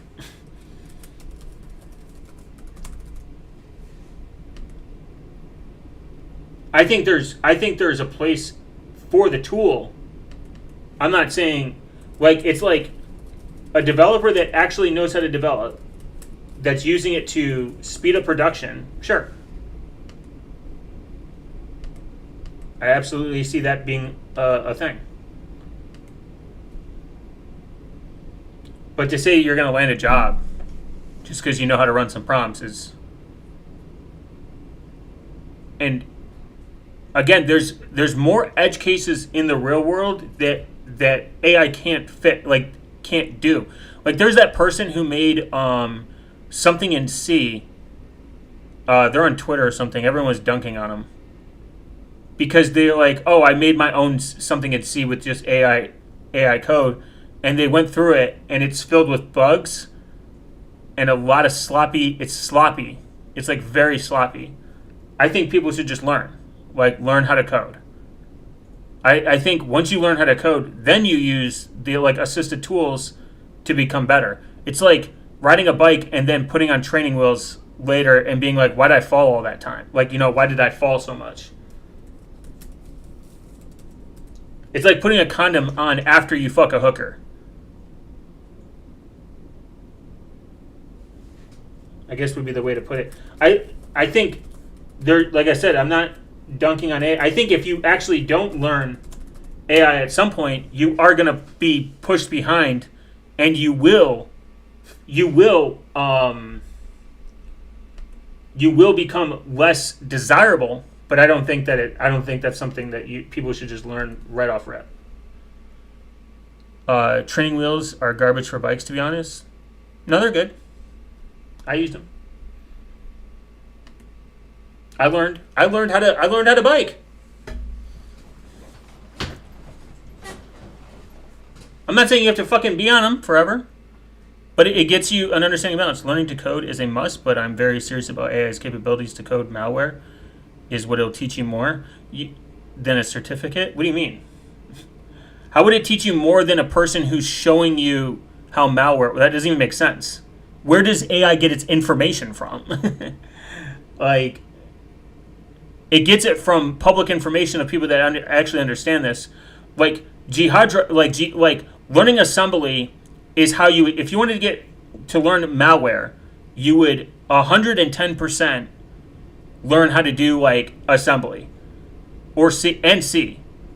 So having a good understanding of the basics will be very important. Some school learner students who want to learn to code by learning them how to prompt. No, just learn how to code. It's not that hard. If we've been coding for like 50 plus years, like if you want to, I promise there'll be companies that will turn you away because they know you do not know. It's such a competitive market. This is why people that do have experience, that do work in the industry, are nervous, that have the experience and that are like super smart. Minus the people that like run companies. I mean, they're going to be fine. Like there's and even the cyber mentor is like kind of like a cool YouTuber. I watch him a lot, just like on regular stuff. He has his own course. He has his own cert. But he even tells you that you don't even need it. It doesn't matter. Cert, and I agree, cert hogging isn't going to get you anything. But saying certs, as far as jobs, there is an oversaturation. Everyone is getting certifications.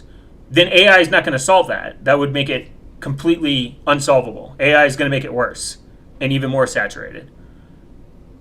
There are good certifications out there that companies look for. It means you took a test, you are proficient in this test. You can't just get this certification. You can't just lazily get your way through a certification. I mean, it's why certifications are good. Like Cisco certs are still highly regarded and still very, very important to have. Especially like I think Cisco's one of the hardest certs to get is a Cisco cert. Cisco has one of the hardest certifications, and I can't remember which one. I think it's the CISP. I'm not saying don't like learn AI at all. That's retarded. But it's not me saying this, but people in cyber are complaining that certs have become increasingly useless.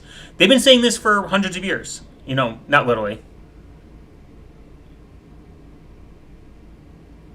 Employers are looking for actual how skill sets demonstrate. I'm not saying AI way you're through an interview. Well, how would you obtain this? Certifications, like if you go get like, if someone came into me and they're like, hey, I have like a Cisco certification, I know what I'm talking. You can't just bullshit your way through a Cisco certification. And people have been saying like, oh, certs are useless for the last like 10 years, and they still look for them. HR filtering still looks for them. They're still offered.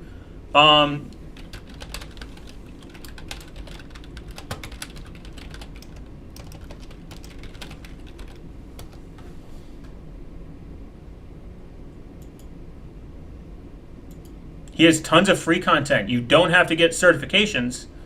It's kind of like the difference between I know how to use a tool versus so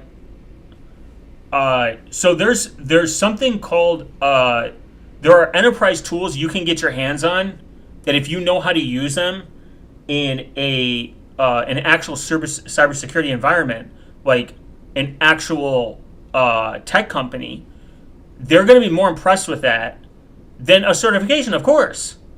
But the certification helps you get through that HR filtering because regardless of what people say, a lot of companies still use certifications to weed out the people that do it. My point is that you would learn more about backend by configuring ngrok to work with your remote rat. What? That doesn't even make sense. You're just saying words now.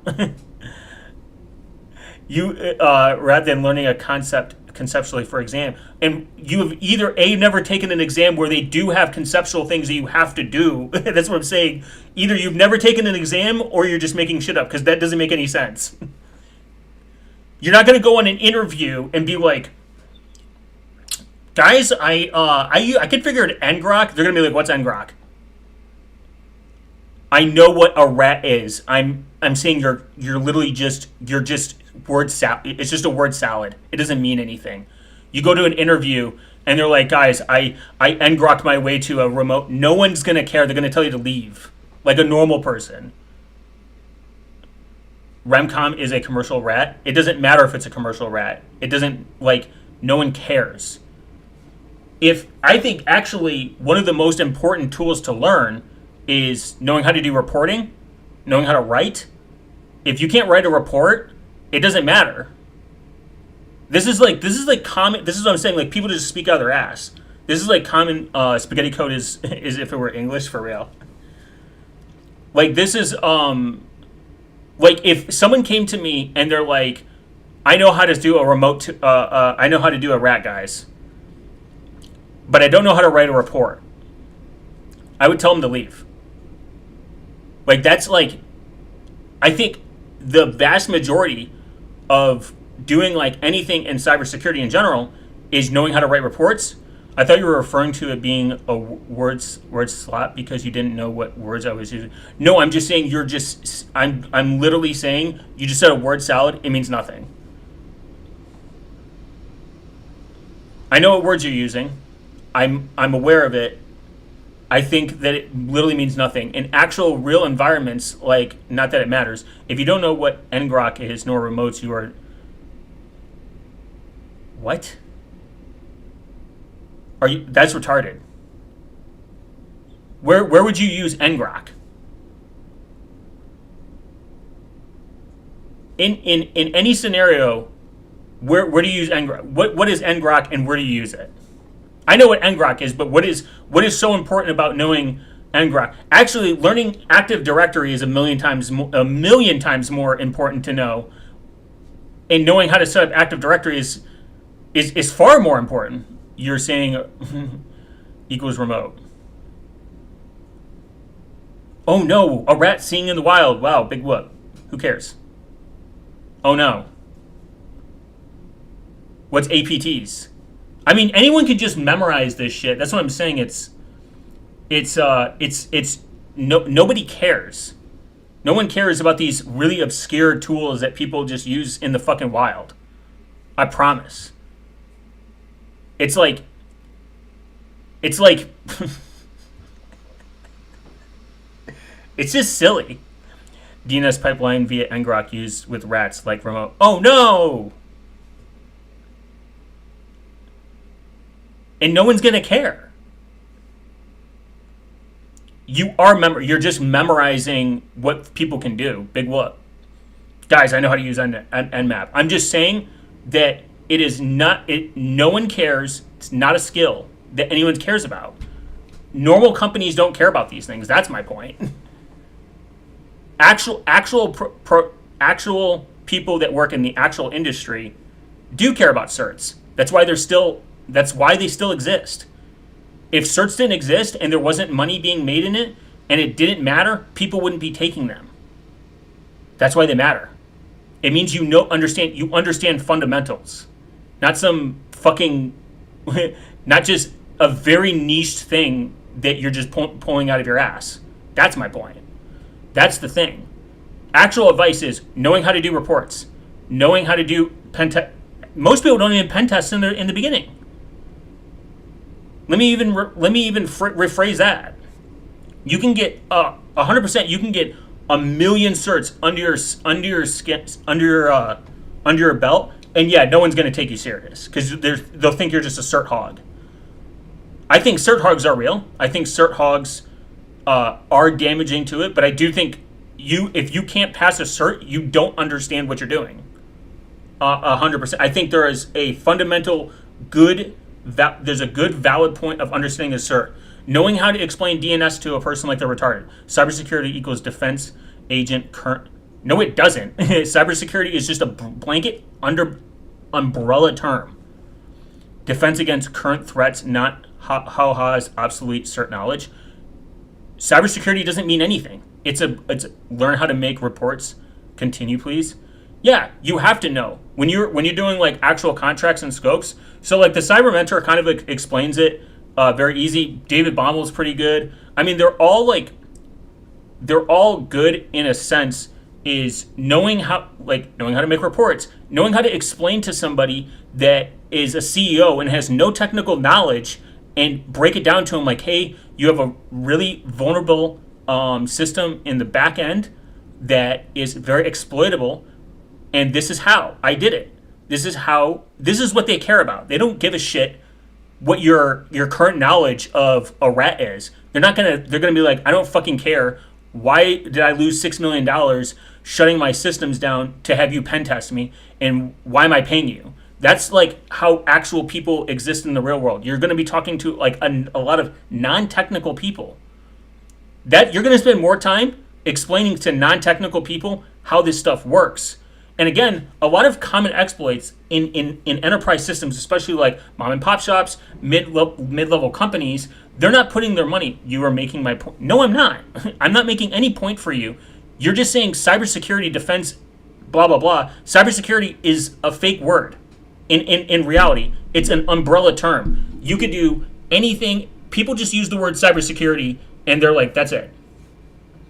That's it. It's just a word that's used in an umbrella term. It has lots of meanings. You can do project management. You can do, just like IT is an umbrella term. That's all it is. I think people are taking this, they're like, I'm going to school for cybersecurity. I'm like, no, you're not. Your argument that is, I can go back to it. Your original argument was, it's not me saying this, but people in cybersec field complain that certs have become increasingly useless. That's incorrect, because they've been saying this for a long time, yet they still look for it. It's an HR filter thing. Just go on Indeed. They ask for it. They ask for these certs. Recom is a commercial rat. Doesn't matter. Don't care. No one cares. Doesn't matter. I thought you were referring to it being there. And then you said you don't know. If you don't know what ngrok is nor recos, you are not in cybersec. That's bullshit. Ignore him, please. Yeah, he's just retarded. I know some very lazy people in cybersecurity, like not even cybersecurity. I know some lazy people in IT that got into the industry because they got lucky. But guess how they got in? Certification. Because it matters. Just go in Indeed. Indeed can literally point you what they look for. If you walked into an interview and you can't explain to me what these things are on a fundamental level, they're going to tell you leave because you don't know how to communicate. Having soft skills are like super important to have. Knowing how to not just write reports, knowing how to explain to somebody what is this problem, how is this problem solved, what can I do to solve this problem, etc., etc. Most of the time in enterprise companies, cybersecurity, whatever, IT in general is not a moneymaker. It costs money. You are a cost. I've known people in this industry for a long time. This is their biggest complaint. They never want to spend money on the infrastructure or the equipment or anything. That's a huge problem. And you yourself, because you have a salary, and you generally have a higher salary because you have knowledge. You have knowledge of something that somebody else doesn't else do. Now, 20 to 30 years ago, you could tell like your boss kind of like to go fuck off, like kind of thing, because it was a very niched thing. It was a very niched industry. Now anybody, yes, can go get a certification. It doesn't mean they're good. It doesn't mean they know what they're doing. And yes, anyone can get into the industry, but they'll either never go up or they'll get fired. I mean, or they'll get replaced by someone overseas. So you have to specialize in an area, and the way you get into the door is literally just getting a simple certification. You can get your A+, you can get your Network Plus. They are literally widely accepted. They're vendor neutral. They're still recommended by everyone in the industry, because a lot of people that aren't technically literate aren't going to hire somebody that just says, hey guys, I know how to do this thing, because they watched Hackerman like one time and they're like, wow, this is genius. There are very rare exceptions where people get into the industry with 0 certifications. I think even Mental Outlaw got into the industry because he got a Network Plus. He got his A+.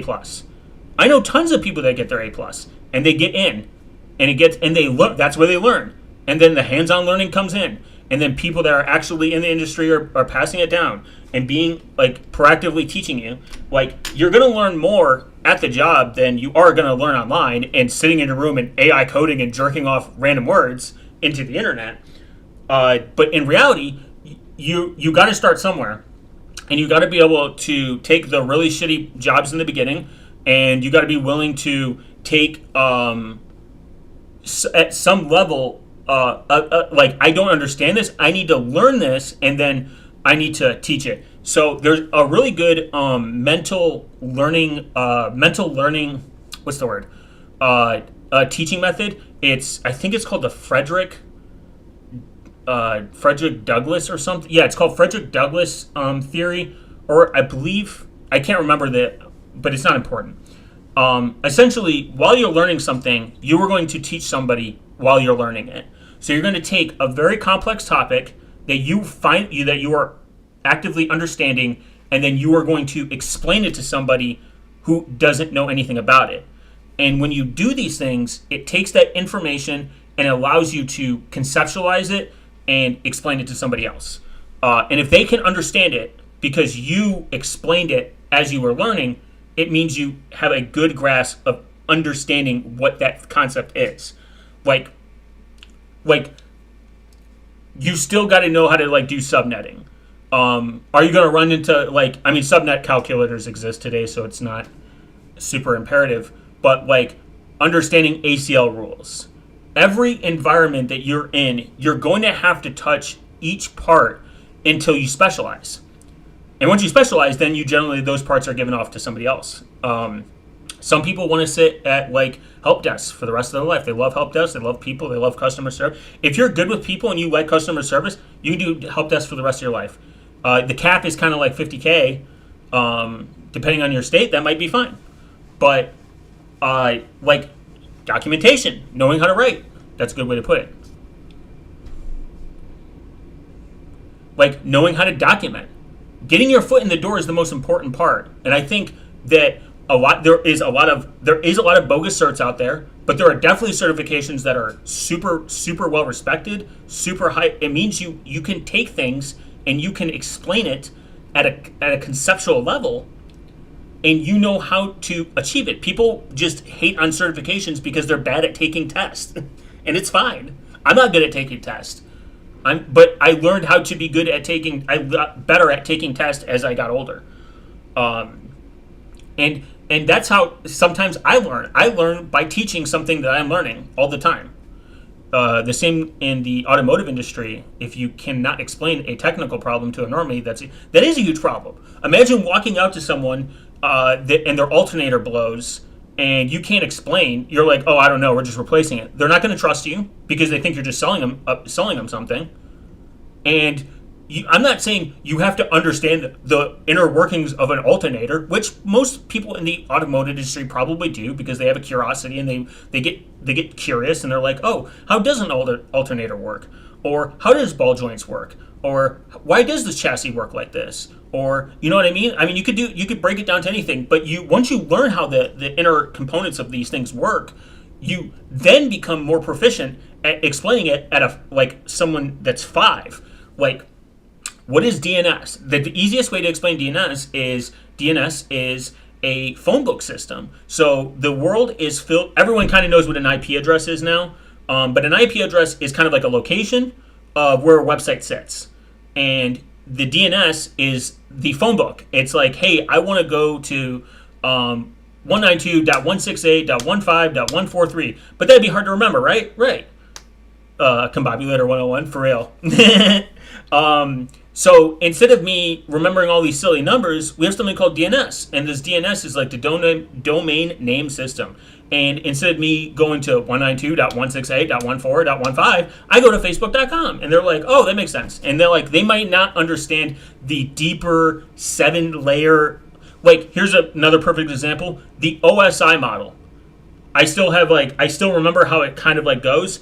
It's somewhat outdated and not used as a term of proficiency, but it's still very good to know, because that's how you can figure out problems.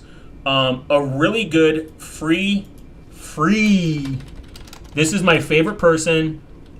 His name is. I'm not even kidding. One of the best people that can explain. You want to hear someone explain something? Very, very technical, very straight to the point. He does the updated stuff. Professor Messer is great.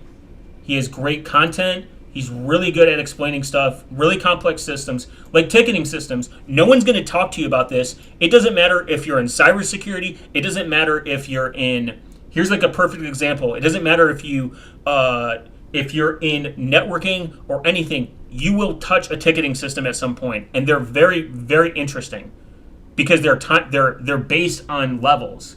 So they have different level supports of IT. Like, they have help desk level 1, 2, 3. I think 3 is like if 1 and 2 can't fucking figure it out, you go to 3. Like they're the it's like a senior's software dev.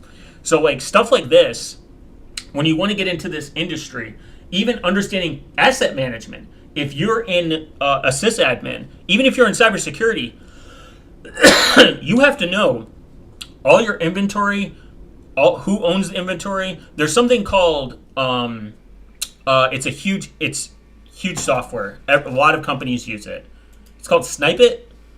There again, Billy. It's called Snipe It, I think. It's inventory management, knowing who owns what, who owns where. Is super important. What's the cost? Where's the warranties? You're going to be in charge of that, especially if you work for a smaller company and you're like, I wear 6 hats. Same thing with ticketing systems. You got to know what's important. What can I knock out in 5 minutes? What can I knock out? What's going to take me 30 minutes? Like when you look at a ticket, like a ticketing system, when you look at like a problem that arises in your company, like Jen forgot her password. Oh, I can do that in 5 minutes. Active Directory, you go into Active Directory, you reset the password, you send it to them, and they fix it. This is why I'm saying like it's more important to learn fundamental stuff that corporations actually care about, and eventually, once you get really good at this, you start poking around. You're like, well, we have no VLANs. Why don't we have any VLANs? This is crazy. Everyone can talk to each other. And then you learn how to set up a VLAN. And then it goes to, oh wait, you guys don't have any good firewall rules or ACLs. How do I fix that? And then you do that. And then you start exploiting it. You're like, wait, I think I found something I can exploit. Most of the people that you meet in this industry that are doing hacking, they almost all the time, every single time, started at the bottom. You get the rare super, like, people are like, this guy, he hacked into, like, the NSA's bussy machine, and it came everywhere. That's just the one-off person that you are. It's kind of like a fucking gambler. You're going to meet, everyone talks about the winners. No one talks about where you start, But that's why I say just find a niche and don't learn everything at once. I'm just giving examples. I'm just giving really understanding that this is a lot of the normal stuff that you run into is going to be ticketing systems. Oh, Jen forgot her password. oh, Mark, Mark downloaded malware, mainly password. I have friends that work in IT, and they tell me that some of the dumbest shit that they run into. I know somebody that does Scrum and Agile, and I was like, that just sounds like a made up job. He's like, kind of is, but that's not the point. It's, I mean, you can even get into sales. You can get into sales. You don't have to do everything technical. Like if you understand everything at a technical level and you're good, really, really good at explaining it, and you have really good management skills, you can just do a project. You can be a project manager, make a stupid amount of money. You can make a dumb amount of money knowing how to get projects started from start to finish, knowing how the budgeting works for it from start to finish, and how to explain it on a technical level to like other people. Like, hey, Fortune 500 company, you guys are spending $200,000 a year on your inefficient software that goes out once a month. We only go out once a year. We have a 99.9% success rate, uptime, whatever you want to look at it. And there's actually there's a criteria for 99.999% uptime. I could save you not only $100,000 a year, I can save you $100,000 a year, and we're only going to go down once a year, if that. And that's really for maintenance. Boom. That, and then you sell them the job and you make the money or whatever. I'm oversimplifying it, but that's because I take a complex system instead of explaining to them like, well, your guys' database is on the back end, like, you know what I mean? They don't fucking care. They're immediately shut it out. Then because you understand it on a technical level, you're going to go over to the technical team, the people that do understand this, and you can explain to it. It's more like a type of person, technical proficiency versus Minecraft kid that learned how to compile DLSs for his game and then became. I'd say in many ways the latter learns more about cybersec. Based on what? There are more people in cybersecurity that teach this and literally verbatim tell you like, hey, just take your A+ and you're going to learn more in this industry. You can't say you're going to learn more about it because you're compiling DLS for a game than being involved in and being involved in ransomware than a person who works in the industry. That's just retarded. Look, it's just cope. People, I'm just saying, it's copium. Are there the one-off people that can learn on their own completely? Sure. Yeah. 100%. No one's saying you can't. But it's just cope. It's just cope. There's a lot of people that work in malware that tell me verbatim like where they started. Most of the time they started tinkering, but then they learned more on the job. It's just like working on cars. You're going to learn more in a shop than you're going to learn in your fucking garage with your one vehicle.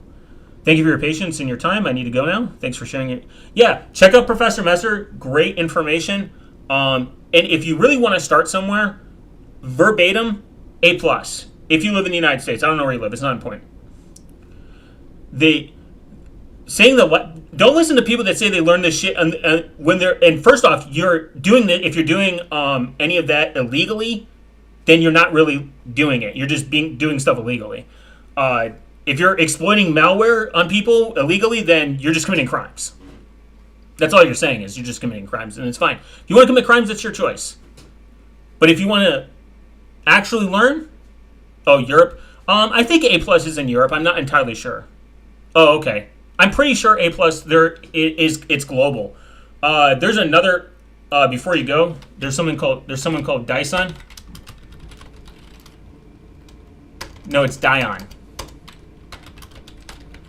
Dion training. Free stuff. I'm giving you free information. This guy, goated.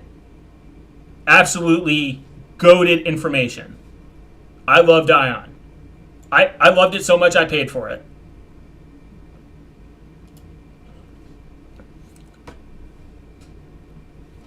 Excellent information. Very smart person. Very in tune.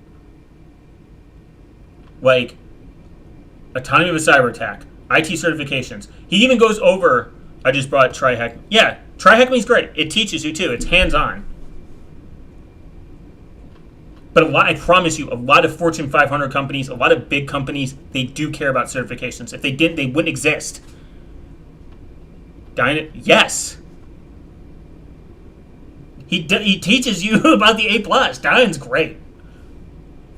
So much that I paid for it, because I think he teaches such a good, high level thinking of how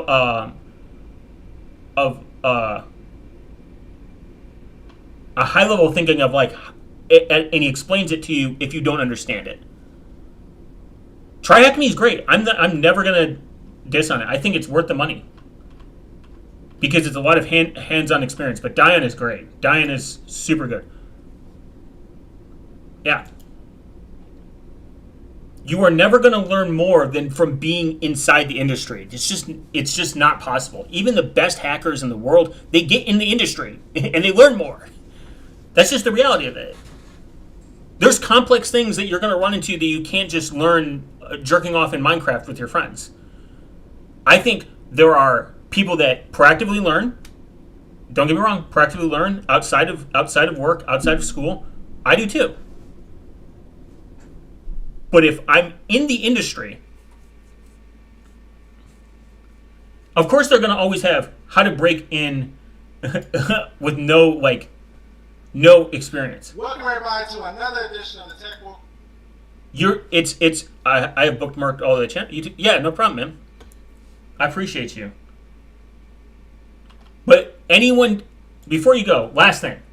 Anyone telling you can get a job in 6 months, anyone telling you you're going to make 6 figures in 6 months is delusional, and they're selling you a course and they're lying to you. Definitely use AI, but learn the fundamentals first. That's it. I'm done. Done. Ranting done. Like this guy. Cybersecurity is 6 months. I didn't even see that. I'm just saying. I didn't see that, but I see shit like that all the time. No one's going to take you serious. Just grind. That's it. Learn. Grind. Write every day. Write. I definitely do that a lot. I write a lot. 300%. Yeah. I write a lot. There's a lot of... You know how much I document? You would be sick at seeing my folders of shit that I already know. All these people, they're like, do you want to get into the best tech certifications in 2026? Like, this shit's AIDS. Oh, I know that, yeah.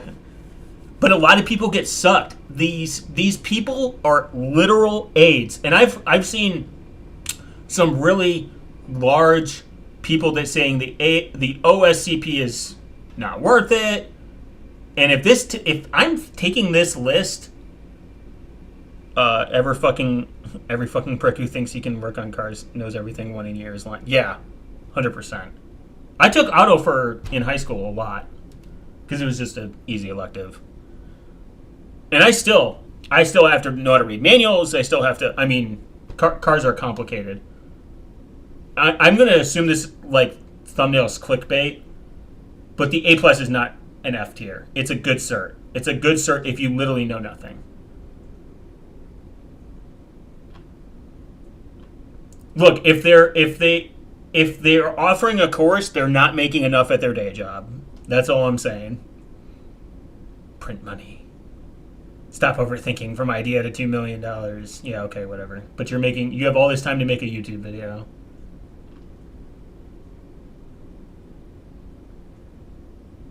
I believe this guy has given some good advice. Now, the cybersecurity, 16 years now, and I'm still learning. Yeah, you're going to. You're always going to be learning. There are things that you're going to know right off the bat in your head. Now, DevOps is huge. Like, that's electric cars are a whole new, yeah. I don't think anyone is making enough at their day job. Yeah, I don't think either. Like, DevOps is... I've always said cloud architecture, DevOps engineer, always going to be fucking huge money. No one wants to do that shit. Cloud architecture is going to be huge. AWS, don't do it because if you forget to turn that shit off, you're going to be pissed. But AWS, cloud engineers, huge, big money. Microsoft Azure, big dollars. You got to be wicked, huge, third IQ brain.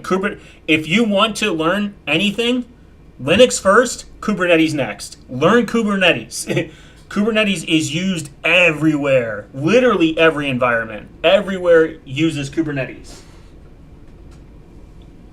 Kubernetes is super popular, and understanding Kubernetes in networking is fucking a nightmare. But you know, when I went down my Kubernetes path of just learning, Kubernetes networking was just a fucking massive headache, but super awesome. And then learning how to do Ansible. Ansible is another huge, big one, used in a lot of places.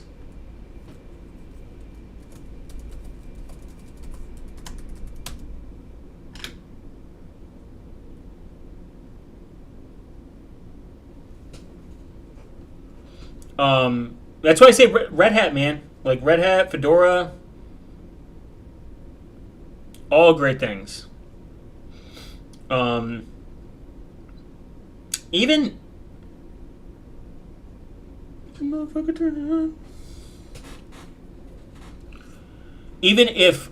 even network engineering, that's an irreplaceable job. Like you can learn Linux, get your A plus, and then just shift to networking and get like a Cisco. You could really skip and just do your Cisco, but Cisco it does put you like in a vendor lock, and that could be a problem. But everyone wants to do cybersec. That's why it's going to be saturated, because everyone thinks it's a real play. It's a real thing. I even listened to a really interesting. He was like the senior sysadmin, and he's like, if anyone ever came to my job and put on their resume that they had a cybersecurity degree, I would immediately just throw it away. It was interesting because he had a perspective. He says people just get this because they want that title, and they don't want it. They don't. I feel like they don't know anything. Now, computer science, that would be smarter. Is to getting a comp science degree. Comp science degree is fucking. You can see, the thing is, if you get a computer science degree, you can literally fall back anywhere with it, because there is coding involved.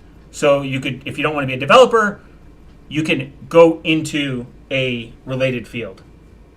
100%. You can be very diverse with a comp science degree. I don't think it's even worthless, because I know plenty of people that have it. They don't regret it. They made their money back. They love it. They learned things that they would never learn. And the cool thing about college is you have 4 years, but you have a lot of time to learn. You have more time hands-on learning than working a fucking job. This is why when people shit on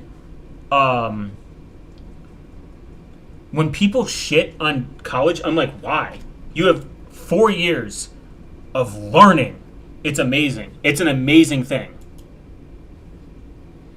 You don't have to go to work. Do you realize how hard it is to work a job and then have the motivation to want to fucking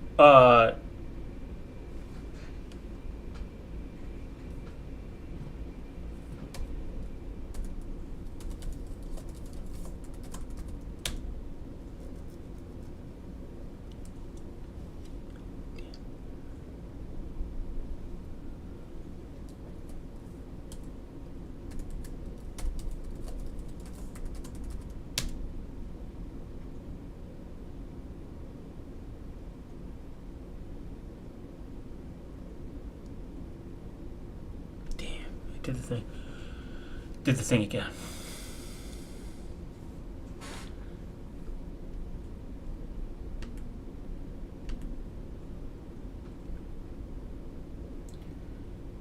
Hell yeah.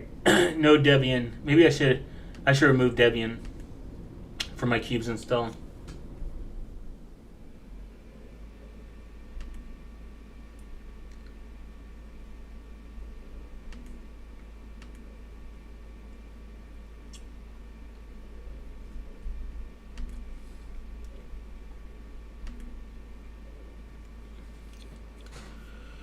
And the thing is, I think people are just, I don't want to say people are lazy. I think they just don't want to learn. They're tired of learning. Because imagine if someone came into me came up to me, and I was like, I own a business, and they're like, well, I know C. I've learned C. I know C back and forth. Like, I can code in C, no AI. I understand C and I know how to debug. Debugging is like one of the biggest ones.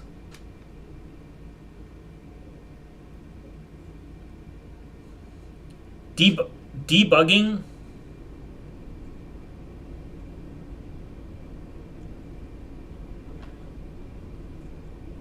is one of the biggest skills to have. Knowing how to debug. Like shit like this. I honestly hate seeing these people. They're like, it's just I would call it addicted. This is the Coomer of self-help. People that are addicted to self-help videos, but they don't proactively. You don't need you don't really need what's the word? You don't really need a self-help person to get yourself better. If you actually want to make more money, learn COBOL. COBOL devs are dying. They're old. And tons of banks still use it. The government still, I think, is still vastly mandated. I noticed the Farsi recommendation. Are you Iranian? No, I'm on tour, so I'm assuming this is like the country I'm in.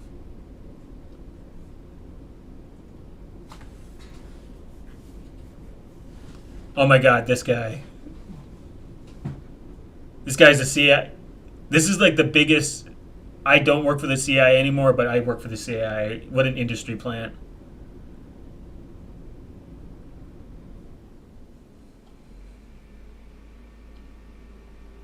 Oh, yeah.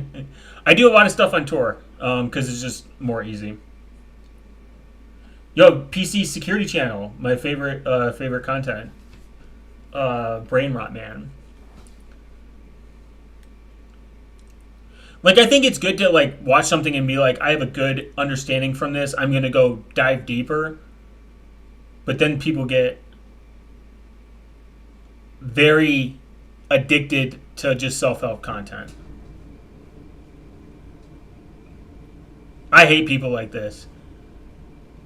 My $8,000 setup, local AI. Oh my god. I've racked up an $8,000 bill on my tech equipment, but all of this equipment is designed for one thing, which is efficiency. That's like the most Mr. Beast title on the planet.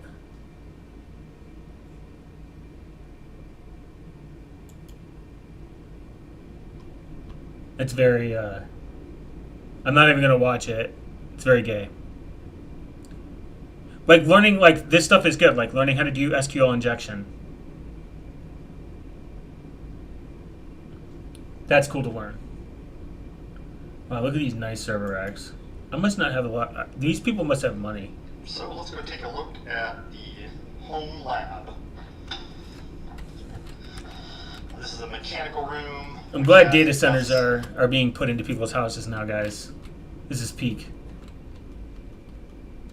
Who needs AI data centers when we have data centers at home? 6 layer. I remember this video. It's pretty cool. Ethical white hacking. Free Code Camp's great too. These guys are awesome. Like they do a lot of stuff.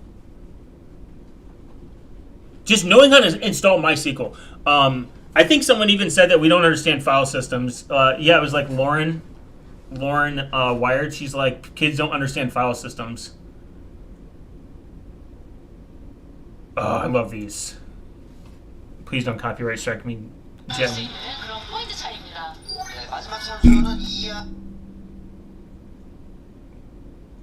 Guys, this is real women.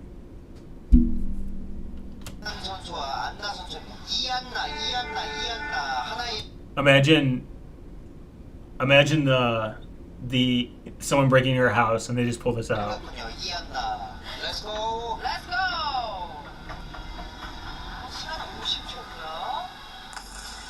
It's more impressive because they don't got all the fucking gear on. 덕분에 빠릅니다. Oh, she's. Oh, wow. So, fun fact, marksmanship comes down to one thing. You see that? Well, I'm pointing at it again with my finger. God damn it! This right here, that's your sights. One of the most important things is being able to shoot and not disturb your sights. That is like your accuracy. So if you look at her sights are already like locked in, but her hand is still kind of moving. 덕분에 빠릅니다. Hers is like shaking. These are like relatively heavy though.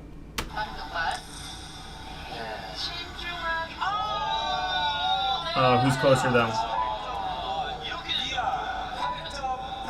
Damn! Based! 이한 선수가 집중해서 잘만 소화하면 역전의 기회는 얼마든지 있습니다. 두 번째 Competition shooting is super cool, and it's kind of so it's kind of expensive. If you do like other shooting formats, but like apparently pistol is the cheapest. Now this girl that looks like a cyborg, 웨이크원은 she's locked in. She has the glasses. 강지민 선수와 루키즈 이현 선수가 대결을 Yeah. 펼치겠습니다. 이현 선수는 아까 전에 굉장히 I think this is Korean. Yeah, this is Korean. Korean's got that interesting. 안정적으로 사격을 했죠. 하지만 강지민 선수 Wait, this might be Japanese. I might be being racist.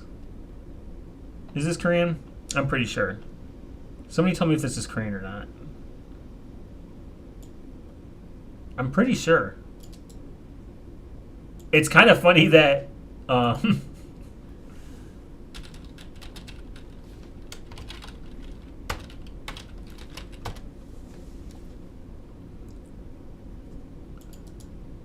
oh, please be Korean. I think, yep, that's Korean. Come on.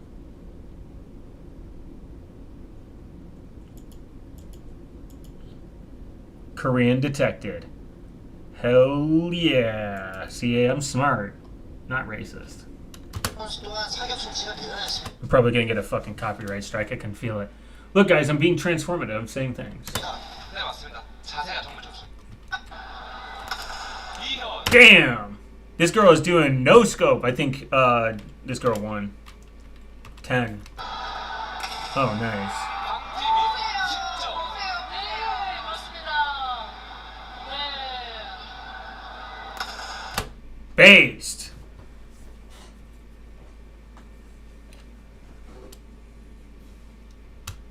이현 9.5. Takes it takes air gun and shoots cells. Oh, that'd be funny. Live commits suicide. 콜차이에요. 자세와 중심 밸런스가 최상급인 강지민 선수 첫발 신점이 기록합니다. 네. 야, 역시 동점이거든요. 그렇죠. See, this is what we need in America, but like, I wanted to be framed like this, very kawaii, even though that's Japanese. I wonder if that translates over. I should go to South. I would love to go to South Korea. That'd be cool.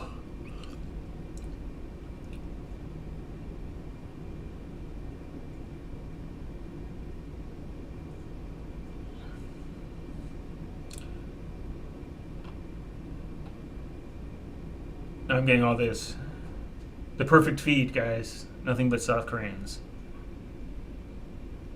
Their titles for Japanese and like Koreans in like the English translation is crazy. How do adults react when a cute little girl falls asleep next to them? It's just very it's very like descriptive.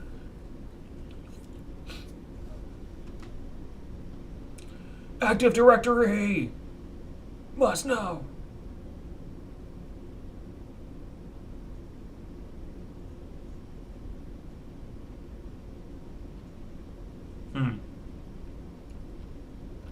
This guy's locked in. He doesn't have a curved monitor, based, and he has a nice keyboard. Also based, and he smokes.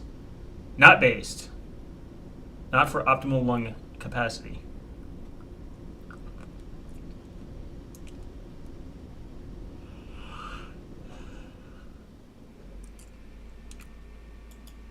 I would say another unwanted piece of advice would be to look in your local area and see what, like, if you plan on, like, if you live, like, say, in Wisconsin, and you have, like, 50, 60 businesses around you looking for, like, entry-level tech jobs, look at their requirements that they look for and focus on them.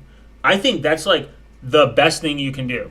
Like, if they're like, we want A+, we want you to know Active Directory, we want this.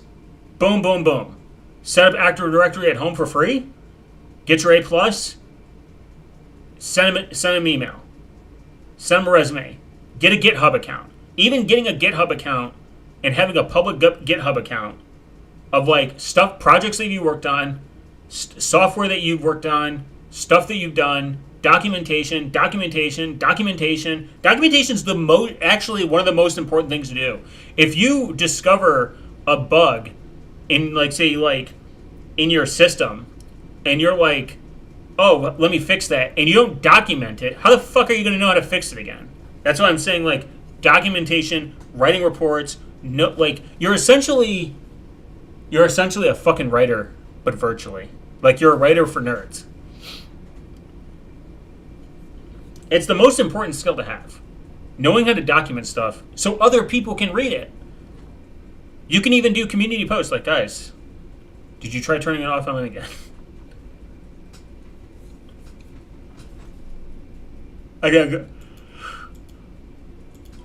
I digress, those guys.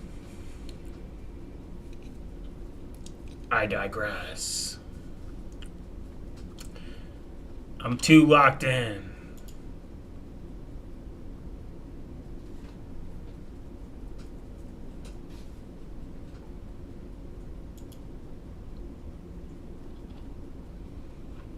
Let's see. Oh. 4chan uncovering a Syria rebel base and calling it a Russian airstrike.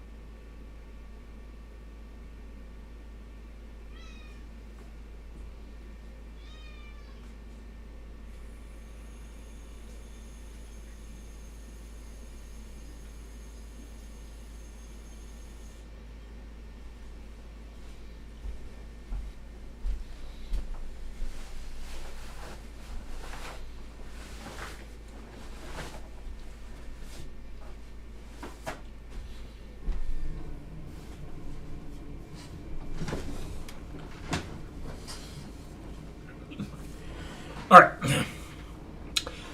right. The content only serves here as educational purpose. You are fully responsible for your actions. We do not encourage any kind of sensitive to your crime. OPSEC mistakes. 4chan uncovering a Syrian rebel base and calling it a Russian airstrike. What if I told you that users on 4chan managed to locate a Syrian rebel base? By calculating the steps you take and the cat's meows, I can get information about how many square meters your room is. Joke's on you. I only have one room, and it's a living room. And it's all on a server rack. That'd be kind of crazy, though. And kind of funny. Well, someone probably could. I'm not really... I don't want to say I'm not shocked or impressed. I'm not shocked and not impressed. But I wouldn't be surprised if somebody could figure out some very esoteric math to figure out something of like XYZ. Math is quite an impressive thing and cool thing to know in all stages of life. I saw like somewhere on the internet someone like did one of those like candy jars. Like they're like, guess how many is in there, and they used some math and they missed it by like 2. That's insane. They missed it by 2 by pen and paper with pen and paper. That's impressive. They're like, guys, I figured it out, and I only missed it by 2. Like, if that's repeatable, that's very good. Very good use of free will.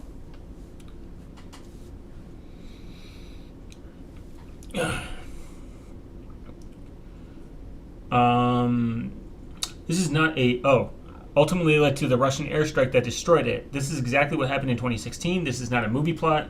It is a real event. Sometimes sharing photos or videos online can be a major OPSEC failure with consequences that can be devastating. That is precisely what we'll explore in this blog post.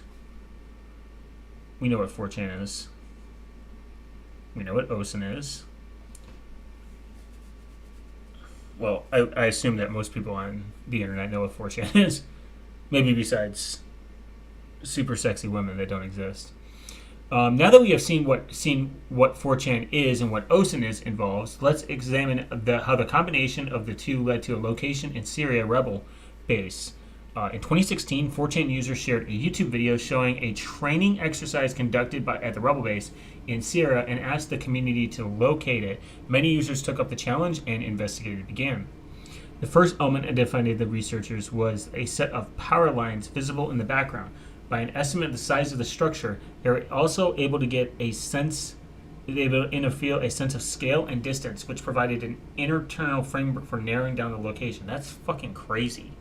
Just the fucking power lines. Well, I guess unlimited people and eyes also matter. This is essentially what the government is. The government isn't this super elite knowledge. The government is one thing and one thing only: unlimited money and time. If you have those two things, you can do pretty much anything. So the more eyes, the more time you have, and resources. This first The first element identified by the researchers was a set of power lines visible in the background. Okay.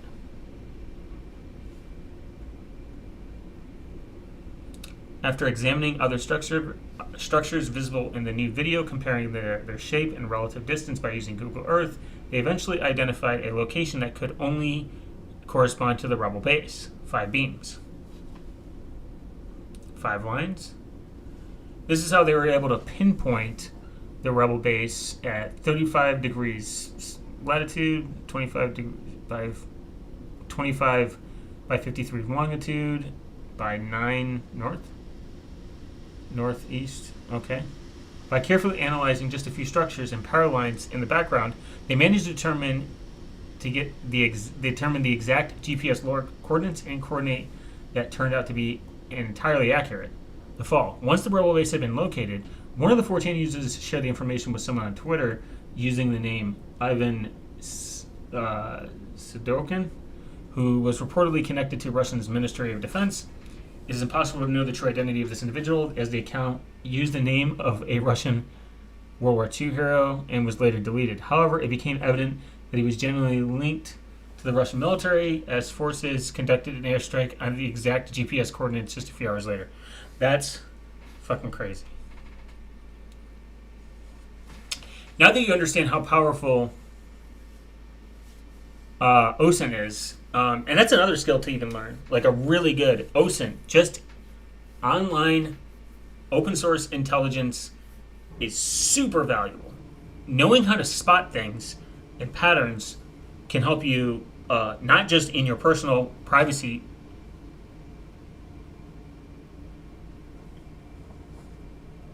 like goal, but like just in general.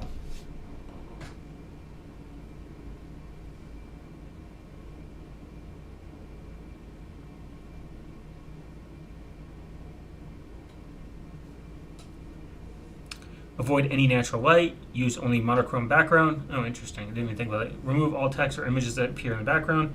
Do not display any architectural features. Remove any devices that show the time. Eliminate local or culturally Identify products, clothing, decorations, foods, remove anything that could cause reflections. That's good. Good advice. This is a good toolbox.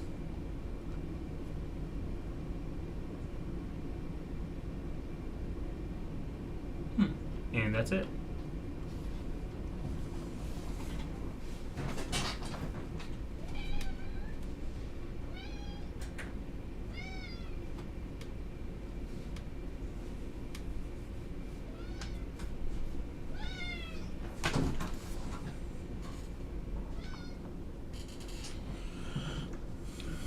Oh wow, 2 hours and 30 minutes. Well guys, it has been 2 hours and 30 minutes. I appreciate everyone stopping by and appreciate everyone forgiving me for my absence.